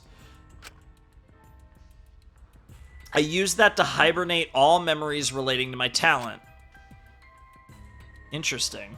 That's it. Yes, I remember everything now. In order to escape the ultimate hunt, I erased my own memory. I wonder if all of you are the same. Hold up. Wait, did you say ultimate hunt? Huh? Really? You guys too? Yeah, we're all the same. So it wasn't just me getting chased down in this ultimate hunt. I do not agree. Yes, you were not the only one. We were being chased as well. Interesting. We looked around at one another, each of us with the same shocked expression. Very interesting. But, like, there's some interesting ones here. Like, what the hell is the deal with Ryoma, then? What Kurumi said was true. We were all the same. We were all running from the ultimate hunt. Interesting. In other words... all of us here were being chased by the ultimate hunt. What on earth does that mean? I mean, that gives us a connection as a group, right? Because obviously, DR1 and DR2, the connection is we were classmates. We don't have that connection in Danganronpa V3. So that's kind of an interesting... by all accounts. I mean, who knows, honestly. But seemingly, we actually are, 16 strangers for real this time. Again, who knows if we actually are, but that's... it feels like we might actually be 16 strangers who met because of these circumstances. Now, where it's weird is the funeral. Was the ultimate hunt actually the good guys, and the people that were mourning us were the ultimate hunt, and they were mourning us because of that. But there's also the element of some of the things they were saying in their dialogue was a little sus, to be fair. So it could also be a thing where it's two, like, neither faction, neither the Monokuma faction or entity or whatever is good, or the ultimate hunt or whatever they are is good. It could be something like that, because we've also seen, like, Hope Speak Academy, for example, was fucked, right? Like, Hope Speak Academy was fucked and corrupt, and Junko used that to her advantage. Obviously, Junko was a negative force, but Hope Speak Academy fucking sucked too. So that's not out of the question either. What is the ultimate hunt? Jeez. How could I forget something so important? Alright, guys, the ultimate hunt is... What? What was it? Why can't I remember? I mean, it's kind of in the name, but I'm sure there's more to it that they don't remember. Because it's probably a group similar to the Ultimate Despair, I would imagine. I can't either. I suddenly realized I could not remember any important details of the Ultimate Hunt, just the Ultimate Hunt itself. But how? So I can't remember either. I can only remember being chased. I can't remember anything else at all. Yeah, no matter how hard I try, I can't seem to remember. I mean, it could be I don't want to live. Whoa. I want to die with everyone else. I don't want to live. I want to die with everyone else. Those are strong words, and he just had that memory. So... that's an interesting one. I want to die with everyone else. That implies that we were saved. But to what end? So I was kind of thinking, like, is there a DR2 situation here where the remnants of despair, in essence, were running, right, from the Future Foundation, and eventually decided to purposely let themselves be caught by the Future Foundation to enact the plan that they would set in motion that would be literally Danganronpa 2. So because of that lore, right, is this a thing where it's like the Ultimate Hunt was like trying to hunt these potatoes down, but in like a positive manner, theoretically, right? Because even the Future Foundation was complex, similar to Hope's Peak, where there was good and bad in it. But is it a situation where, again, I don't want to say we're the villains per se, but we were running from something that inherently might not have been bad? Maybe, but again, that's also retread ground. But Danganronpa is never afraid to do that as long as they do it in interesting ways that fucks with you. So I don't know. I don't know what to make of this, but this is interesting. I like that I don't know what to make of this, though. It's fun to discuss. What was that? I want to die with everyone else. Yeah, does everyone else refer to this group? Or does everyone else refer to something completely different? That's a question worth asking, I feel like. I remember saying that, but why did I say it? It's no use. I can't remember either. God damn it. Oh, this feels gross, like a shit that won't fully squeeze out. Yeah, that's true. However, even if we can't remember, we should still be able to figure something out. Huh? What you mean? If we were all running from the Ultimate Hunt, then why are we imprisoned here? Why? Huh? Why? could it be? Could the reason be that we were caught by the Ultimate Hunt? Caught by the Ultimate Hunt? It's possible. You mean we tried to escape by erasing our memories, but they found us anyway? It's interesting that all of you erased your memories. That's... I mean, unless you guys actually were all close, and you know, that would fit in the themes with the other games, but, you know, that was a mutual decision that the 16 of you made. And that kind of has, like, that kind of mirrors both games, right? Because in DR1, it was a mutual decision by all the students to seal off Hope's Peak and live in Hope's Peak, right? So, like, and in the case of DR2, it was a mutual decision by the remnants to enact the plan and essentially trap themselves in the Neo World program to play their game that allowed Junko to send the battle between hope and despair into overtime. So, like, that whole situation that was set up by... So there is that mirroring of, like, in both games, so far in both mainline games, our cast of characters willingly decided to be participants in the game, so to speak. Literally in DR2 and in DR1, not necessarily the killing game, but they willingly put themselves in that situation. So I'm curious if we're third time's the charm with that as well. And subsequently, we were captured as part of this Ultimate Hunt? You know... And this killing game is... Yeah. It might be the work of the Ultimate Hunt. Maybe, but I have my doubts about that. Let's see. If that is so, then I am all the more concerned about this Ultimate Hunt. But... How disappointing. No one can remember anything. What a disappointment. Piece of shit! Quit laughing about this, you little shit. It seems as if... It seems losing him made a far bigger impact than we expected. Rantaro? Huh? Him? Yes. Rantaro, he seemed to know more than he let on. Yes, he did. I have a question. This might sound a little weird, but does the term Ultimate Hunt ring a bell for anyone? It's also weird because this was still while we were playing as Kaede. Ah. I do sort of remember him saying something like that.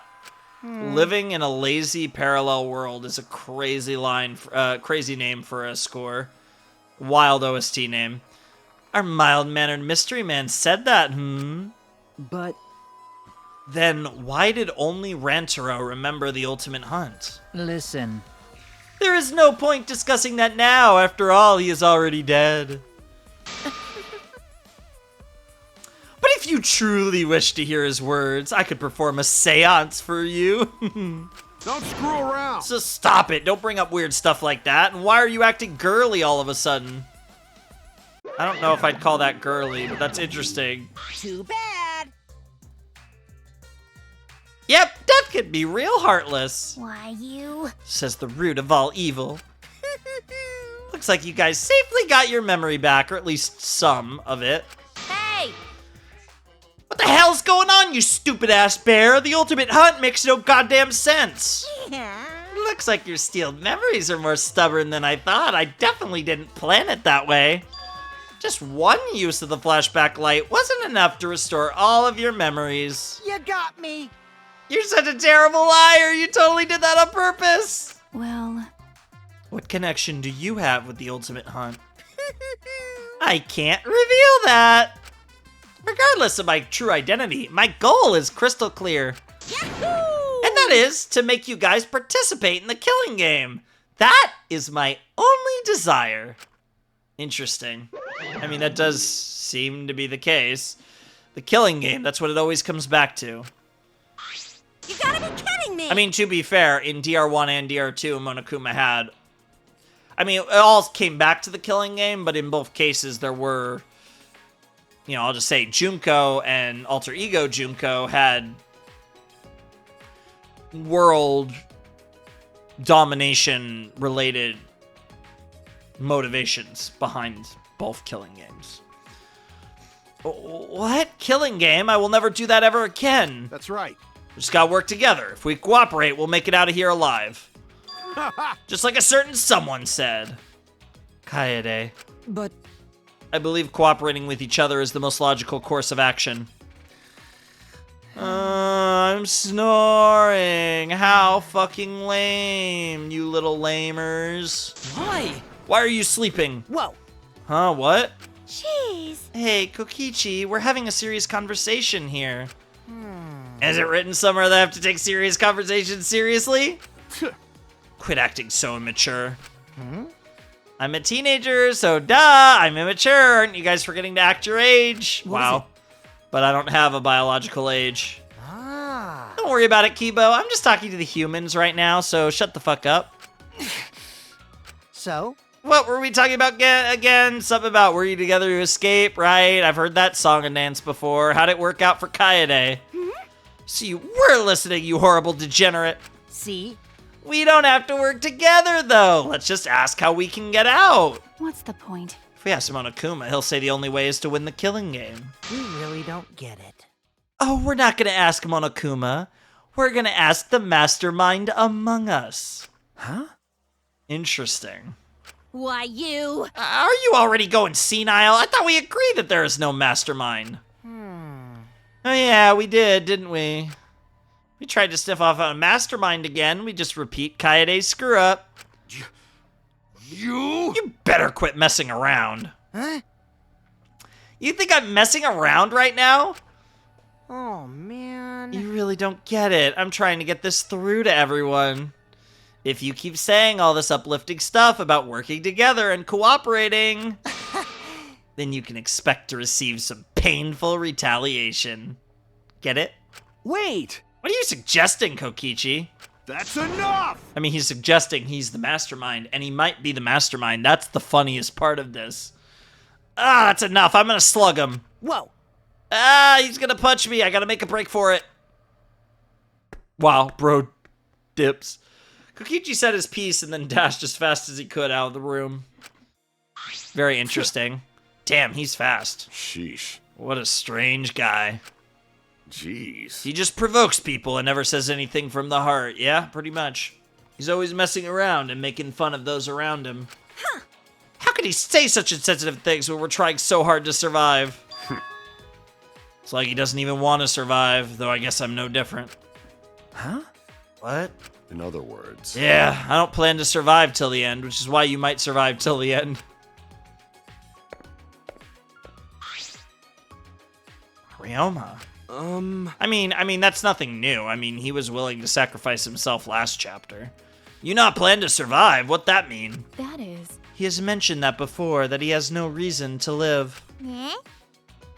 He doesn't have a reason to live? But... Poor Ryoma. It seems he's got a more tragic past than we could even begin to imagine. I mean, most of it has to do with his backstory we do know, but I'm sure there's more to it. I mean... Yeah, but the ultimate tennis pro shouldn't be saying such cowardly stuff. What do you think? Perhaps we should relax over a meal. Everyone, could you please tell me your favorite foods and beverages? I will literally make them all. Huh? You're gonna whip something up? Kurumi, are you like the perfect mom? Tenko is dying to call her mommy. Pretty soon everyone's gonna call her mommy. After we finished the meal that Kurumi prepared for us, we decided to return to our rooms.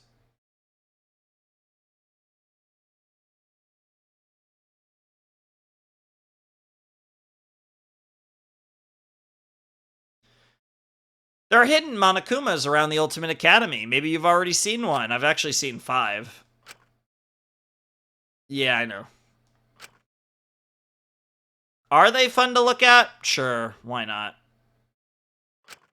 Anyway, what is this ultimate hunt? It's still bothering me. And why did Rentaro know? But I suppose I won't get anywhere thinking about by myself. Time for action. All right. There's still some time left today. I need to think of a plan. Interesting. Think of a plan means free time start. Okay. Doesn't even really make sense, but I think this is a good place to stop. We've been going for a while. I think we're creeping in on 3 hours, give or take, which is like, you know, a solid episode. We basically got through all the beginning plot. Like, we made it all the way up to our Chapter 2 free time, beginning of Chapter 2's free time, which is pretty good. I feel like we're making decent progress, all things considered, again, given the pacing of this game, because just like how 2 was paced a little slower than 1, V3's paced a little slower than 2, which, again, it makes for a longer Let's Play, which I have mixed feelings about, but from a personal enjoyment standpoint, I do appreciate that. I think I like the way that 2 was paced. I'm liking the way that V3's been paced so far. I think it adds a little more to, like, the payoff, like, the trial. Like, you want the trial to be even better when the chapters are longer. And obviously, we got that type of payoff in Chapter 1. But I am really enjoying this game so far. It's been a lot of fun. This has already been a really interesting chapter, which, of course, has a very interesting name, lest we forget. Talking about thin lines between heaven and hell, which, no idea what that's about yet. I don't know at all what to make of the name of the chapter, but I am very interested to see more. We're gonna do some free time. I have zero idea who I'm gonna do free time events for. I haven't really thought about that.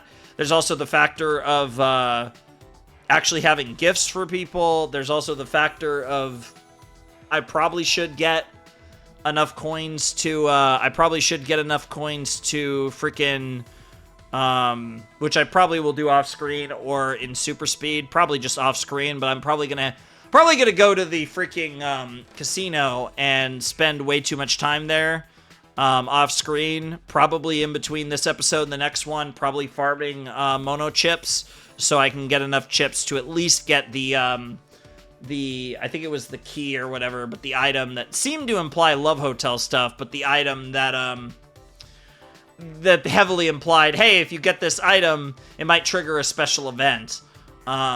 Because, yeah, any you know, extra scenes, it would be nice to get all of them if possible. So, probably gonna do that in between episodes, so that hopefully I actually do that. And, assuming I do that, not really sure what else to talk about, but I am excited. So honestly, when the next episode starts, I might actually be in a different location than I am right now, because I am probably going to spend some free time at the casino grinding to get more chips to get items, or at least that one, if not more. So that's probably what I'll do in between this episode and the next, and then, I don't know, maybe you'll see me at the casino, maybe you'll see me somewhere else, but either way, that's probably the move, if I had to guess. And from there, we're gonna see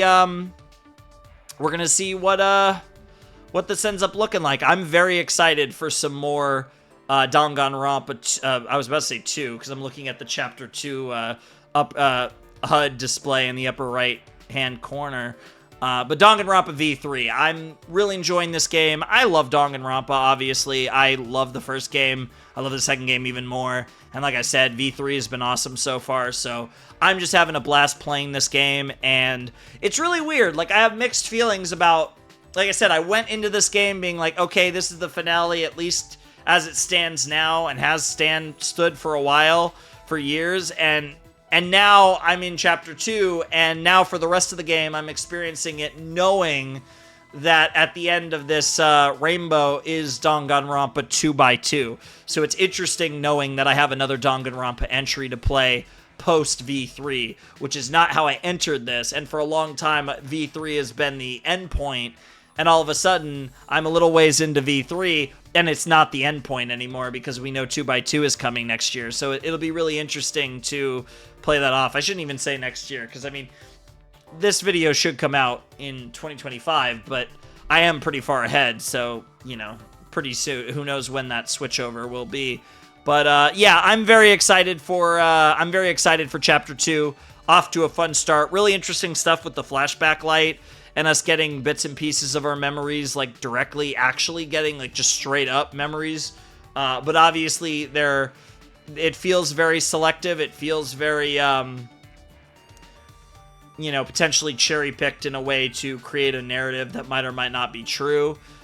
So it was interesting that our collective remembered something, and it's a memory that's shared among our collective of, I was going to say 16, but really 14 in this particular case, given that we don't have Kaede or Rantaro. But really interesting stuff all around. Really cool. Like I said, I'm excited to do some free time events. No idea who I'm going to hang out with. Maybe Kurumi. I don't really know. I'm excited to hang out with everyone. Maybe Miyu. Maybe Kurumi. Maybe... I don't even know. Like, literally anyone. Like, I want to hang out with all of them. That's not how this works. So, we'll see what we do. But I'm definitely looking forward to some more V3, and we'll check that out next time. So, yeah, I think that's all I got to say. So, without any further ado, I must bid you adieu. Flamin' Shark signing out. Hope you have a wonderful, fantastical day. And I'll see you next time with another video. Thanks for watching. Peace.